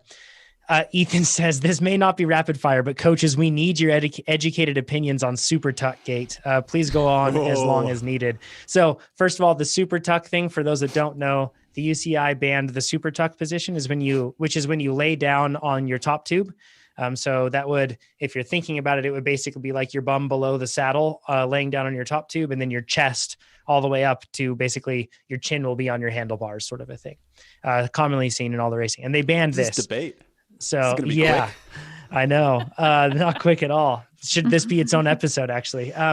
But they also banned the position where riders rest their forearms on the tops of the handlebars, the flat portions or the center portions of their bars. And it's kind of like a mock TT position that you'll see a lot of riders adopt. Some call it puppy dog hands because their hands kind of like drape over like a puppy dog, which I think is hilarious, by the way. But they banned it. And yes, exactly. Puppy dog hands for the rest of the podcast for all of us. I definitely have opinions on this one. That's for darn sure. Let's say our opinions without debating them. So we'll just state our opinions and then move on. So it's slightly rapid fire. Cool. Let's go with Amber first.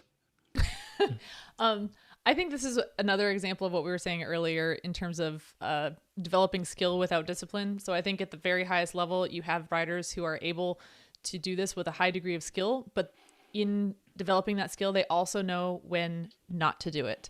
And what ends up happening is you have a bunch of other people who are watching somebody do this in the Tour de France, and then they think it's appropriate to go do it on their group ride, which is clearly not safe. And a professional would not do that because they have the discipline to choose not to do it in circumstances that are not appropriate.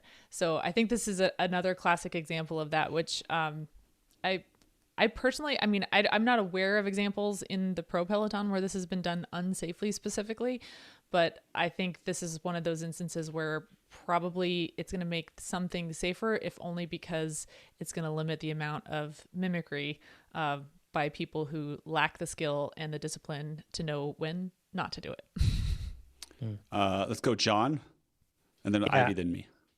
I think actually to kind of directly address the point that you just made there, Amber, I think that this won't discourage amateurs from doing it. Actually, I think that they'll continue to do it. It's just like the amateurs aren't going, let's just sit above that 6.8 kilogram rule for bike weight. Let's just all do that. They're like, yes, I'm not a pro. I can do whatever I want. So, and I find UCI making rules to set good examples for people to not have it. They don't have a track record of doing that ever. And if they did, then they would be like, don't corner faster than 10 miles an hour. Don't eat when you're on the bike. Don't ride close to another rider. Don't ride without hands. Don't, there's so many other things. So I am super curious about like the why behind all this. If I'm to express, I don't agree with it. I don't think that it was a good decision. I don't think it was productive in any way. I even find it disrespectful to professional athletes as well. But I just am super curious as to the why behind all of it. And of course the cycling Illuminati, if you will, have all pointed to the fact that this is going to sell road bikes with dropper posts or whatever, but I don't know. It's which would be awesome. Please. I'm all for that. But it doesn't make sense to me, and I don't like it. I don't believe that governance should extend down to this level that it does with such inconsistency. Ivy, before you go, I just want to say something. What if they raise the weight limit like a kilogram for UCI? Imagine how much less expensive bikes would be at that high. I mean, you could get the pro level bike with a dropper post. That would be amazing. And they would all, I just thought of that. They should raise the weight limit. I mean, like make it so that all bikes have to be heavier. Wouldn't that be cool? Like just for us. Anyways. Yes. It's a you good could be a thought. pro and not spend like $10,000 on a bike. Yeah. So go ahead, Ivy. It's a good thought, but then the reality when you're at a UCI race and they put your bike on the jig and it's like low, they allow you to like I've used electrical tape to put a multi-tool on my seats, on my like the rails of my saddle to make my bike hit the weight. And they were like, yep, you got it. Like, and that's how I feel about the Super Tuck is, oh man, the UCI is going to come for me. But like, I don't think that they care about our safety. If this is a measure for people to be safe, I think it's super misdirected. If they really cared about our safety, they would do things like, ban those barricades in races with the feet like this. There would there's like a multitude of other ways in which they could be enforcing rules to foster the safety of the riders. And this isn't it. Love Super Tuck, super fun. Super Tuck and pedal is so fast and great. Love it. I will not stop. I will do it more now. You cannot stop me. Reach Ivy. Nate, how about you? That's good. I have the contrarian view. And they did have some rules to improve barriers to make sure they're not as light. So, because there was a wind that was messing them up, more stable barriers, which is good. I think that I am very happy on both the Super Tuck and the invisible aero bars being taken away, as my view is a bike is not meant to be ridden in either of those ways or designed. And no matter how good you are, it is less the control is lowered for sure. And there is lots of items in our way. We finish, John, before you debate. I was just going to say, I really agree with that. And that's an important point for anybody that's like, well, I'm fine doing a Super Tuck. Number one, that's you. But number two, you are not as capable at controlling your bike. But even though I feel very comfortable, I am not as capable at controlling my bike in that situation when I'm laying down on the top tube. You simply are not. Yeah. So hopefully there's parts of our sport that are inherently dangerous, but you can't take away cornering. And the idea is it's not going to make the sport safe, but imagine if this prevents a death in the next 10 years. Would we look back and say it's worth it? Just one death or one, like someone being disabled? Probably we would say, yes, we'll 100% do it. It will make see, this is why I think the UCI may be looking at more safety, because it's going to make racing more boring. The puppy dog arms doesn't help you in the peloton. It helps you when you're in a solo breakaway. Or you're and that's what's exciting. The Super Tuck doesn't help in the peloton. It helps when you're the first one over the climb and the peloton is chasing you. They can't get in the Super Tuck because it reduces their handling, and they wouldn't do it because it's unsafe. But it does help the solo Froome rider who can pedal in that position and go faster. So for them, and they want to have more viewers, it makes it. I think they are hurting their viewership by doing this. But I think that's why I think it's rated more, and they actually do want to make it more safe for riders. And I hope USAC listen to this. Do any of us think this shouldn't be banned by people racing Cat 4 crits? And I've seen people do this in the peloton, right? Do the puppy dog arms and stuff. We do not need this in age group racing. None of us are as skilled as pros, in my opinion. Yeah, I think it's heightest. To quote my friend Robbie, I think he brought this up. It's gonna really hurt tall people. So it's heightest, clearly. So yeah, you're right. For descents, we can't descend as fast. Just get a dropper. Totally. Yeah, I honestly, dropper posts, if it is a huge conspiracy to do that, or as conspiracy funded by those weird aero bar things that came out a while ago, who knows? But yeah, like, but whatever it is, if it gives us dropper posts on road, I'm all for it. And I know people are probably rolling over in their, they cannot stand hearing that, but you all hated on dropper posts too on mountain bikes before, and now you love them. And you hated us for putting a dropper post on a cyclocross bike. Guess what? It's awesome there too. It's just, it could be helpful and safer for people, but there's just too much. We could go on for hours with that one. So Andrew says, you guys asked for more rapid fire questions, John, fun ones on. Paige, put your comment of what you think of Super Tuck Gate on this YouTube episode. Please That'll do help us. Yes, please do. Get a and actually, debate going. One point that I want your thoughts on with this is answer on why. Go down there and write down why you think the UCI is doing that, because that's probably a good productive discussion that we can have in the comments. Like, to which end is all of this going? So, I'm about to get decimated. Sorry, Ivy, community manager. Andrew says, you guys asked for more fun rapid fire questions on episode 294. How about this one? If you each only had one bike that you could keep, a mountain bike, cyclocross, road, or enduro bike, for example, what would your go-to only or one and only bike be to have? Sorry, Andrew, I butchered your question.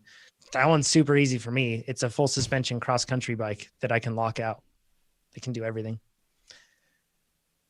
Ivy? Anybody else?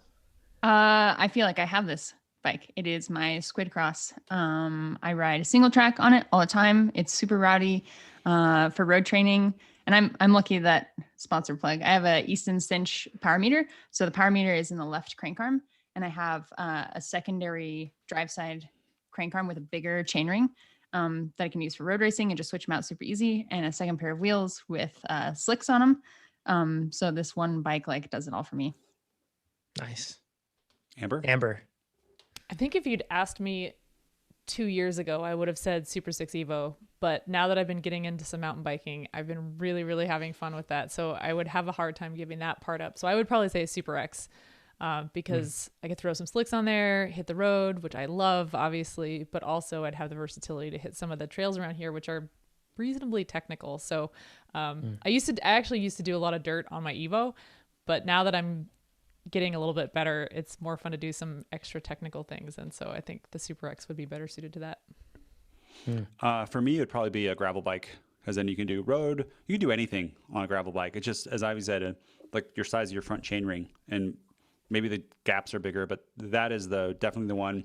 Although I could see, if I lived in a different area, just mountain biking could be amazing. And if I wanted to race, probably still like the Epic cross country or the Epic Evo or something like that. Yeah. I do all of my road training when I'm out on the road on my mountain bike. So granted, I wouldn't be even close to competitive in a road race, which is foreshadowing for a question we're going to cover in a bit. But yeah, so that's a good point though. Like with the Epic, you could put drop bars on that and that's your gravel bike, or you can do it straight. So you could do gravel too on that. Yep. Yeah. It's all possible. So next one from Eric says, hey, Trainer Road team, love the podcast. Great resource for newer cyclists like myself to get answers for complicated questions. My question is, can a gravel bike be used for road races or criteriums? I have a Canyon Grail CFSL, which was handed down to me from my father. And says, I'm new to cycling and have no racing experience, but want to explore racing this season. Could I use my current bike to race competitively on the road? Or should I just stick to gravel events? And additionally, what modifications could be made to the gravel bike to make it more suitable for the road? Thank you for all of your time and the passion you bring to the sport. So we're just going to cover this one in rapid fire fashion. Amber, what would you say first? Oh man, sorry, you kind of caught me off guard. I would just say run what you brung, especially if you're new to the sport. You don't have to go buy a bunch of new stuff to test it out. I mean, I think the main thing is get in there, try it, see if you like it. And if you get really into it and it's something that you really like, then you can think about upgrading equipment later down the road. But I mean, you can absolutely race a crit on a gravel bike. You might want to put on some different tires, but yeah, there's no reason to go buy anything new. How about you, Ivy? Because racing on the road, racing cross, racing alt gravel, and blending that. Yeah, And now like training on the road on my cross bike, I can definitely speak to this. Cross and gravel bikes are obviously quite different. But yeah, they should absolutely jump into a road race. I think I'll stay away from like equipment stuff because like things like tires and like chainring and gearing stuff, like, you know, that's kind of, I guess, not obvious, but yeah, if you're going to do a road race, maybe make sure you have like some fast tires, and make sure that if you're doing one by, that you have like an appropriate gear ratio and everything to be able to hang with in a road race. But yeah, I think that you might expect some pretty significant handling differences on a gravel bike versus a road bike. And so for you, since you're new to the sport, like that's okay. It's not like it'll be a huge jarring change. Like you've been riding a road bike for years and now you're trying to do it on a gravel bike. But what it does mean is that, you know, I don't know what kind of road racing you're trying to do. If you're just trying to do like rolling actual road races, or if you're trying to jump into a crit, but you might expect to not be able to corner as quickly or accelerate as quickly as the people that you're racing with on a road bike. So in terms of geometry, like comprehensively, gravel bikes are designed to maximize your stability. And so that can be interpreted on the road as kind of some sluggishness, especially in fast corners. You might feel like you're really fighting the bike to get it to redirect its weight. I'm like things like counter steering and stuff might, you know, you're like brand new, don't worry about it. But you might, you know, see that you're not able to hold the wheel as everyone else that's able to like corner and maneuver really quickly. You might be challenged there. Another thing you might expect with the gravel bikes, like I looked at the Canyon geometry, and the wheelbase isn't too far off from a road bike, so it's not horribly slack, but you might have a lot of stack in the gravel bikes. So you might be in a higher position versus everyone else on a road bike. So you should be conscious of that and know that like you might have to swap some spacers around. Like you might be hard pressed to get in a aggressive low position on your gravel bike. And then finally, the biggest differences between road, cross, and gravel is the bottom bracket height, which can affect your stability a lot. But with the Canyon, like it's going to be a super like mellow, smooth ride. It's not going to be super snappy. So that's just what you should expect if you're jumping into a road race. Awesome insight, Ivy. I felt all those things. I've raced one crit on my Crux, and I noticed that very thing, that like oversteer or understeer effectively, like you go into a turn, you feel like the bike just doesn't want to carve a tight line. And then you also feel like, I felt like I would lose more speed in that respect, you know, chassis flexing and everything else would probably cause that. So, but it's very minimal. I agree with everything Ivy said, but Ivy 2 is doing marginal gains. If you're starting Cat 5, Cat 4, Cat 3, your Peloton's probably not railing, carving turns, and just like see if you like it. And you can win a crit on a cross bike if you have the gearing for the speed at the end, 100%. 100%. Also, if you don't need to slam your bars, like you could do it even up. Like I have a huge, what's it called? A billboard? What?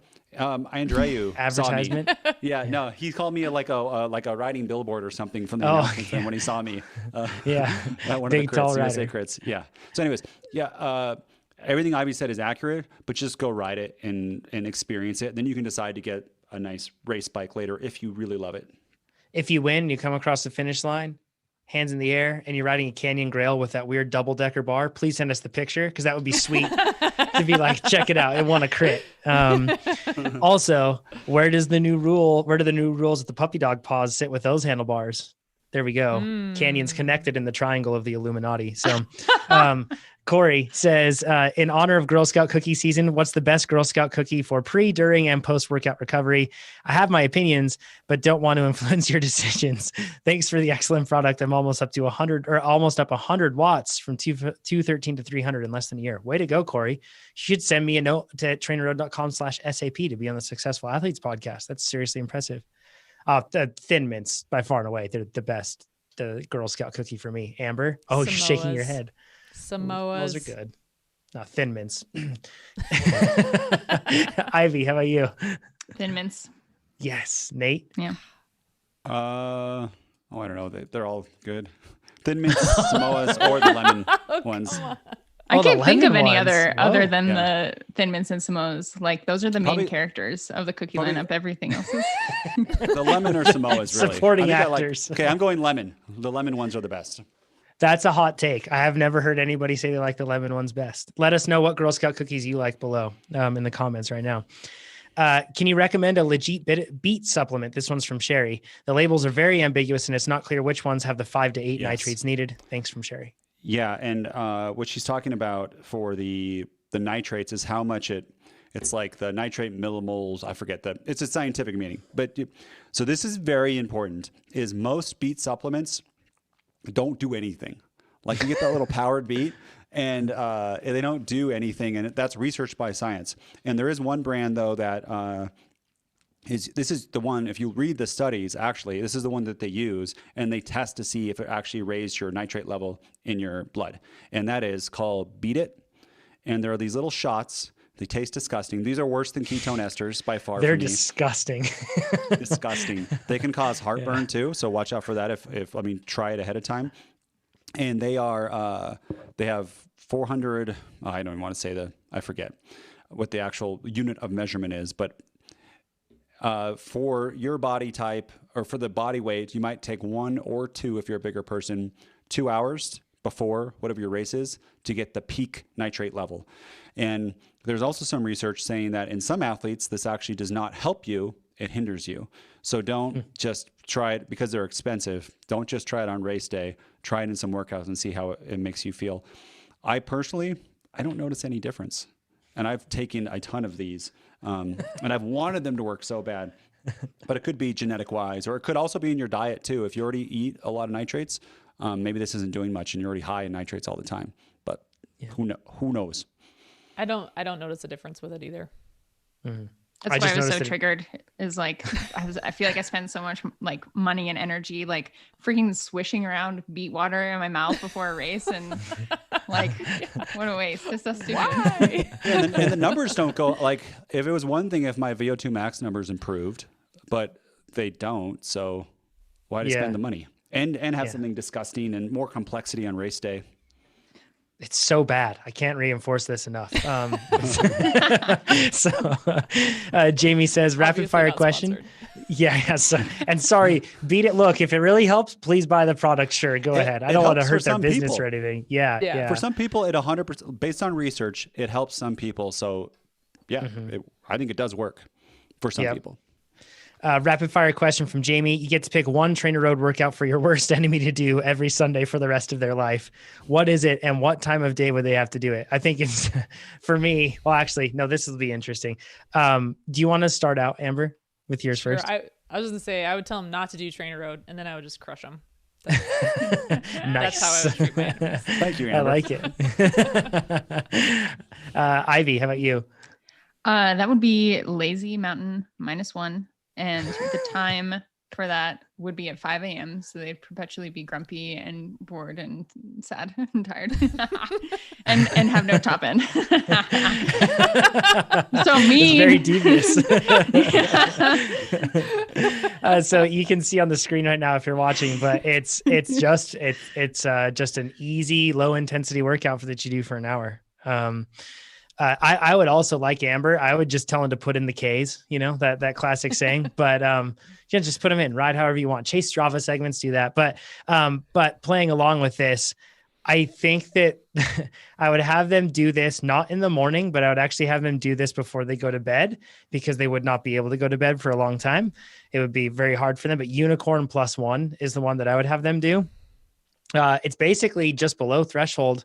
It starts at 96%, I think, or 90. Yeah. And then it works its way up to 102% over an hour. So it's an hour long, basically an hour record attempt. So worst enemy, have fun with that. That will be really, really uncomfortable. I think that would be the one I would do. You'd never be able to cover if you're trying to do that too. Nate. Obviously, people should know what I'm going to say, but it's disaster and they will burn out and they will hate their life and they will quit bike racing and probably, doubt their self-worth because it will destroy you. And if you do that every weekend, people have problems doing that once a year in like the Forum to Disaster event. So you can imagine every week you had I have to go do disaster on the weekend. You just quit. You'd be so sad. Oh, it'd be hard. It's a more, Ivy wants to make them slow. I want to break them, which is the difference in our personalities. There's disaster. You can see it on screen now. It's a little bit of everything not pleasant. So it's a tough one. You should know should do it. Yeah, agreed. Just don't do it. Yeah. Matthew, let's go into his question. This will be the last one that we'll cover for today. He says, and this is as if you couldn't already tell, we're suddenly out of the rapid fire realm now. So Matthew says, Dear Trainer Road, I've been using you guys as my first dive into structured bike training since October of 2020. Nice. I'm hitting all my numbers as prescribed and making gains when tested, but almost every over-under session I fail. Either I can't hit the power and have to drop it, or I can't keep the cadence up and I end up grinding away in erg mode. All other workouts are going well. I'm a Royal Marine, so I feel like mental strength shouldn't be the issue. Any ideas on how to fix the weakness in my armor? Loving Trainer Road and always recommending it to my mates. Well, thank you, Matthew, for doing that. Ivy, what input would you have on this one for Matthew? Yeah, definitely have some thoughts. For what it's worth, even though I'm okay at this kind of efforts, in terms of like numbers and hitting the marks and everything, I never feel like I'm knocking them out of the park. Like they never feel, even when, like they don't feel achievable, to be honest, even when I start them. And then when I do it, I'm like, okay, I guess, so if they ever, if they ever are easy for Matthew, like you need to do another ramp test. And that kind of speaks to the nature of this kind of effort and probably to training comprehensively, is that there's no, it's never supposed to get easy. What is that? Like super old saying, it doesn't get easier, you just get faster. Yeah. And I wonder if part of this has to do with Matthew's experience as a Royal Marine, to like measure success super rigidly, like very clear definitions of success and failure. And, there's no doubt in our minds that Matthew's super motivated and probably very disciplined and seems really excited about training and is probably super motivated to do these workouts. But reaching the mentality of that effort being easy can't be the measure of success or failure. And that's important to keep in mind for most facets of training, that there's no like finish line for all of these like training and number benchmarks. There's no like golden moment where like it feels like easy. And if it does, then you should take another ramp test. Like your numbers, your like target numbers aren't high enough if it ever gets easy. Yeah. Your description of doing these, I was like, wow, Ivy has been in my head, because that's exactly how I feel doing these too. Like I get like halfway through the first interval and I'm like, there's no way. There's no way that this is going to happen. And then I actually finish the first interval and I'm like, whoa, I actually did that. I'm like, okay, well maybe I'll just try the second one. And I get halfway through, I'm like, there's no way. And then I managed to get through. I'm like, oh, I did that one too. And then somehow I bumble my way through the whole workout. And then it's like, oh, but it feels borderline impossible the whole time. Yeah. There's something about over-unders. It's the convergence of everything, where it's like excessive lactate accumulation, oxidative capabilities are being fully taxed and ran out. Muscular endurance is also being taxed as well, because it's like a sustained effort. Now we can all kind of feel like we can get away with like that 30-second really hard effort or something like that, or even like a longer one if it's just not too intense. This is like make everything as hard as it can and then fit it all in. And they're always hard. And you bring up a good point, Ivy. For a person that's a Royal Marine, probably very accomplished, probably used to taking something on that's hard and then overcoming it, right? This is the weird part about structured training, is that you never really overcome it. It's always supposed to tax you at a certain rate. So, Amber, what thoughts do you have on this one? I think that's a really important point to start there. And then the other thing is, all of the challenging workouts that we do in structured training feel different, right? They're challenging for really different reasons. So VO2 efforts are always really hard for me, especially as I start to get up in those efforts that are 3 and 4 minutes long. And the sensations of that are very uncomfortable, but it's really different from the sensations of doing over-unders. And so, and I think that everybody's physiology is a little bit different too. So some people's physiology is a little bit more, your strengths are weighted maybe more towards something like steady state threshold, or maybe you're somebody who's really naturally a little bit better with, 3-4 minute VO2 efforts. So everybody's relative challenges are different. And so it might just be for you that Nate's drinking his matcha again, and it's fantastic. I'm sorry. Sorry. I'm so sorry. Like Zoolander, and they're like, wait. Yes. Orange mocha frappuccino. It was the pinky up for me. Yes. I'm so sorry. John actually that's great. messaged me and It was was I was me. chatting too much in a live podcast and distracting Amber, and Amber was laughing and wasn't paying attention, and I got radical candor. That wasn't a good thing for me to do, and I stopped doing it. But I already know I shouldn't have done this, John. I'm sorry. Amber, please go. I apologize for interrupting you. Oh man, no, the laughing's good. No, but I just think that, getting used to those sensations, and to Ivy's point, like, you're never going to get used to them to the point where they feel easy, but give yourself a chance to progress in that direction, right? So if you're really struggling with these and you can't get through them at 100% intensity, dial it back to 95. Give yourself a chance to nail it at 95%. And that's money in the bank. Just because you have to dial back the intensity doesn't mean you're not getting something out of it. Every single workout that you do, even if it's not at 100%, is money in the bank, and it's going to be progressing you forward.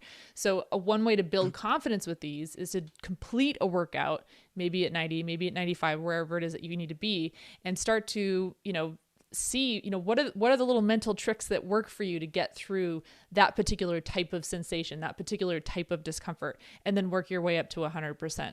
But you don't, just because you can't complete it at 100% doesn't mean you're not going to get a lot out of doing the same workout at 95%, and then being patient with yourself to progress forward with time.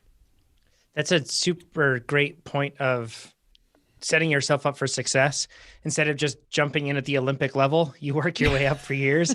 And so if you feel like the over-unders right now are like your Olympics, then maybe start them lower and get used to that sort of a thing. Find easier sets that you can do, ones that are less, it's all about setting yourself up for success. Nate, what input do you have? Yes, I am going to contradict Amber. Sorry, Amber. But what I think, so this is totally okay. If you're in a plan, you got over-unders, and these are very daunting for you, what I suggest you do is you go over to our website on workouts. In the search box, you type in over-under. And in there, instead of starting, let's say there's 20-minute intervals of over-unders, you could go to star -1, which is a very easy, not easier, but a beginner of like a progression of over-unders. And that is 6-minute intervals. And and this 2 minutes start at 90%, and then the 1 minute is 105. If you get that going, well, maybe next week in that progression, you could do, mono -2, which is the same thing, except instead of being at 90%, you're at 95. And if you progressively build this up, each one is hard, but you'll find you can work yourself up to 20. And I like that of like keeping the intensity and just working it up over time. And if there's one thing about like that last interval, you're not making it, turn it back down, but rather than turn down the whole workout, keep up the intensity and just kind of progress through that over-under kind of workout profile as you go through it. And that's a great way to train. Yeah. I think the key point is that this is hard. It's supposed to be hard, and it's okay to progress forward. You don't have to jump in and nail it right away. Like, it's okay to progress forward and give yourself some time to do that. And it's okay to go like not do the Carpathian Peak, which is like +2, which is really hard. You can go less, and it's still, you're getting faster. There's this feeling like if I don't do the exact workout on the plan exactly the way that it was written, that for some reason I am less of a rider, or I'm not going to get as fit or something like that. What Chad wants you to do is do that type of energy structure on that type of day. And that's going to be different for different people, especially with life stress and your ability and stuff like that. And the final point I want to make too is, in this case, Matthew, you're probably, an athlete that's really been like, strong athlete that's able to carry a lot of stress or a lot of like things. Don't put pressure on yourself just to be perfect at this in the beginning. They're unique brands of suffering, and you'll be good at one thing and maybe bad at another. That's okay. Just because you're super physically tough doesn't mean that you are physically tough with all things. So that's normal. Don't put pressure on yourself to be something else. y'all, do you think that we can answer? Do we want to go into overtime and answer Keith's question? Or do we want, yes? Yes. Okay. I'm seeing I nods. say yes, okay. but just because I don't want it to end. Okay. Oh, that's great. Hearts.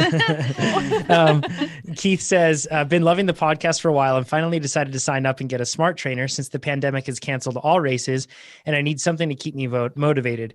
Chasing FTP gains has done just that. Good to hear, Keith. Says, my question is about 5-second power versus FTP. My FTP is currently 251 watts, putting me at about 3.87 watts per kilogram, which I'm happy about, and continue to chase 4 watts per kilogram. Way to go so far, Keith. That's awesome. My 5-second power, however, is limited to about 650 watts, and it seems like relative to my FTP, I should be able to put out close to 1,000 watts. I bet you've been looking at the power chart from Coggin. I bet you have, if you're looking. This assumption here. I could be wrong, but it says, I lift 2 to 3 times a week on the same days as Trainer Road workouts. I weigh 143 pounds and can squat 5x5 reps of 160 pounds and deadlift 5x5 at 175 pounds. Not overly pushing myself in this area as it is secondary to cycling performance. So I don't feel like my absolute leg strength is a limiter. So what actually is limiting my 5-second power? And then Keith mentions a very important detail. He says, I come from a mountain biking background and have moved into triathlon recently. And I would love to hear any thoughts on how I can improve. So thanks a lot from Keith. So maybe we can start off. I know I shifted the order here, Amber, so forgive me on this one, but maybe we can start off with your points first. And then that can take us through the rest of this one on how we want to answer this. Yeah. I was just going to say, there is the Coggin power chart, and I know that that's a reference point for a lot of people, but the fact of the matter is the relationship between your power curve and your FTP is not fixed. So how your 5-second power compares to your FTP is going to have a lot more to do with how much you train your explosive power than what your FTP is. And part of that is because the ability to produce short power in short bursts, it's highly technique dependent. It's not just about your aerobic fitness or your absolute leg strength. It's hard to make that kind of, it's not just about power production. It's about how fast you can spin the pedals, how efficient you are, how much you're actually able to get out of that drivetrain, how high you can get your cadence. And all of those things are highly, highly technique dependent that require specific training. So yes, there is a relationship between these power zones, but it's not a linear one. So again, like you'll get, if you're really, really worried about your 5-second power, you need to train it. But if that's not necessarily something that's going to serve you in your goal events, then, you know, if your 5-second power isn't where you think it should be, maybe that's okay because you're focusing your efforts on training the things that are going to be more relevant for you. This is so with sprinting, like you just mentioned, and actually a good point to say once again, we've said this very frequently as of late, but you're not good at what you don't do. You get better at what you do. So, and with sprinting in particular, there's so much technique at play that you can like really just try to put out a lot of watts for a long time. But if you aren't trying to accomplish technique goals, then you're probably not going to be making the progress that you should be making, right? Because so much of it, like you just said, Amber, has to do with technique. And that just takes so much practice. And I think that, so I noticed, like I just tried to do a couple sprints in my workout 2 days ago. And I just felt I was like wobbly all over the place, wonky, like felt terrible because I haven't done them in a long time. So this isn't like a thing where like you can touch up your spin. I don't know. Maybe Justin Williams can just like put out 1,800 watts off the couch after a year off. I don't know. Probably can. But that's because of how many years before that year off that he trained this? Yes. He said he's done like 10,000 sprints plus or something like that. Yeah. It was insane.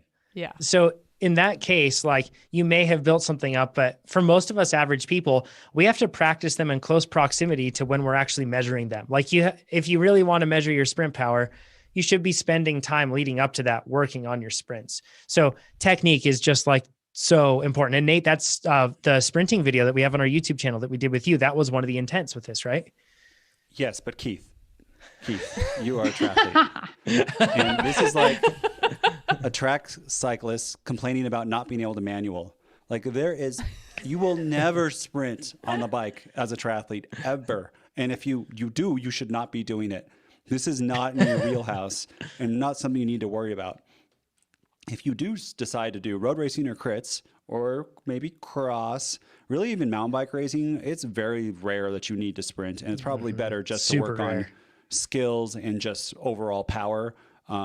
It's really the sprints, I think, happen at the very, very top end where there's tactical races where they all hang together via drafts and all that sort of stuff. Anyways, my issue, yes, I don't sprint very often. My technique is so bad that out of the saddle, I put out like 100 more watts than in the saddle, which is, it's good that I might have a higher end in there, but that's not very common that you only gain 100 more watts when you're out of the saddle. And if you watch that sprinting video, I am like a fish. I'm loosey-goosey in the tail. So there's all this power that leaves. That's a good shoulder roll there, Nate. That was good. I can't wait until Amber said something about, it's not about putting out the max amount of torque at 1 second, but the thought of how fast can you spin your cadence up? And I want to be able to retrain my brain into thinking about just accelerating the pedals rather than I have this kind of thing where it's a 1 second max torque that I really aim for with a pull and a push, a pull with my arm and a push with my leg. I'm hoping that will give me extra power, Amber. But Keith, like, bro, just don't worry about it. Mm-hmm. We've covered so we have that sprinting video where we cover this, but one thing I've learned in particular from that video is I can tell somebody like the technique that I use and use it in my words, and that may not resonate with another person. They may hear it differently from another person and it clicks because it's, once again, when we're trying to use words to describe these physical movements that are so much tied in with like intuition and feel, it's really tough to be able to do it. Ivy, if I was asking you, like, Ivy, how do I sprint? Like, what are the main physical or technique things that you would focus on? Because there's a lot that you could tell me, but what were the main things that you would say to focus on with technique? Sure. I think I should keep it pretty simple because we do cover like a lot of that, like pushing and pulling and arm and leg motion, like in the Sprinting 101 videos. I think the things that helped sprinting really click for me, where I saw the most significant gain in like speed and performance and like smoothness and making it feel natural, was my posture and position. And for me, all those push and pull things didn't matter and weren't effective unless I was super far in front of the bike and super low. So like face and chin above, as in like beyond, and low, like pretty freaking near to my stem. Like that kind of mechanics of posture and position makes all of those pushing and pulling things and the movement of the bike feel natural and really click for me. So, and that's a thing to practice and train and requires a lot of trunk strength and is hard to do at like low speed and like hard to do at a high cadence when you're learning it. Yeah, I guess. Does that make sense? It's hard to describe. Yeah. That sounds pretty close to a super tuck. I don't know.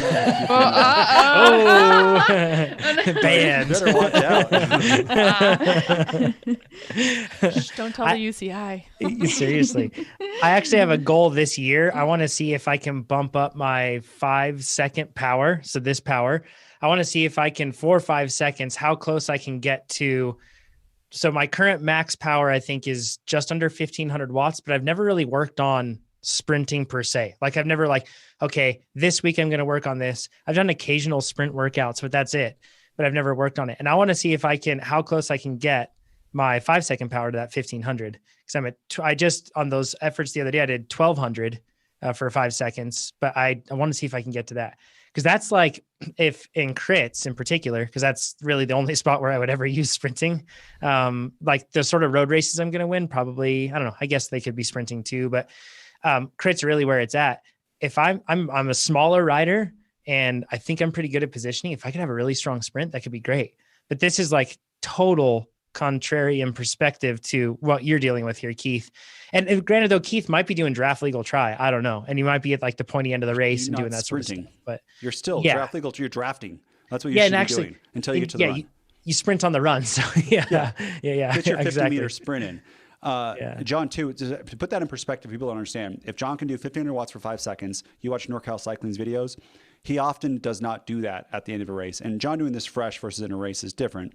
But that would put him at the top of the P12 if he can be in position, which that's its own thing. But John could totally win NorCal P12 races with a 5-second 1500 watt sprint. Yeah, 1350 is, I'm looking at my Trainer Road personal records right now, and 1350 is my all-time record. And this year I did 1280. So the 1350 though, was that in a sprint practice or was that in a race? Sprint practice on a mountain bike too. I can put out more power on a mountain bike than I can in a sprint than I can on a road bike. And I think it's because of the gained leverage that you get with wider handlebars. However, it's very different technique. And I feel like a fish out of water if I'm good on one or the other.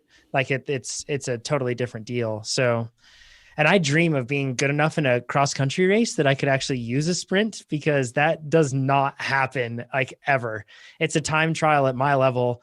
And that's like the top of the Cat 1 level. It's still a time trial where everybody just kind of hits their max at some point during the race, and it usually ends up getting spaced out. So, but anyways, it's just a fun thing. So. Extra point on that, just to hammer it home.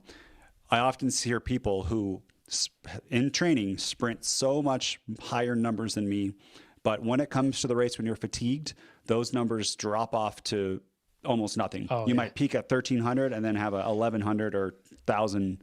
It's completely different. And you need to be able to sprint when you're fatigued after a minute at, 600 watts or something. And then you sprint. That's a whole different kind of animal than just let's line up buddies or friends and let's sprint. I think this is I looked at this over a year ago, but I think the highest 5-second power I've held for a sprint in a race is less than 1,000 watts, because usually I'm always cooked, right? It's just really, and here's the thing too, like it may be different if your fitness allows you to just comfortably position and just be fine in position, but I really have to fight for that position. It's really hard to get into the position that I need to. So I'm really worked. And that's the cool part, is you don't have to have that huge sprint to be able to win it.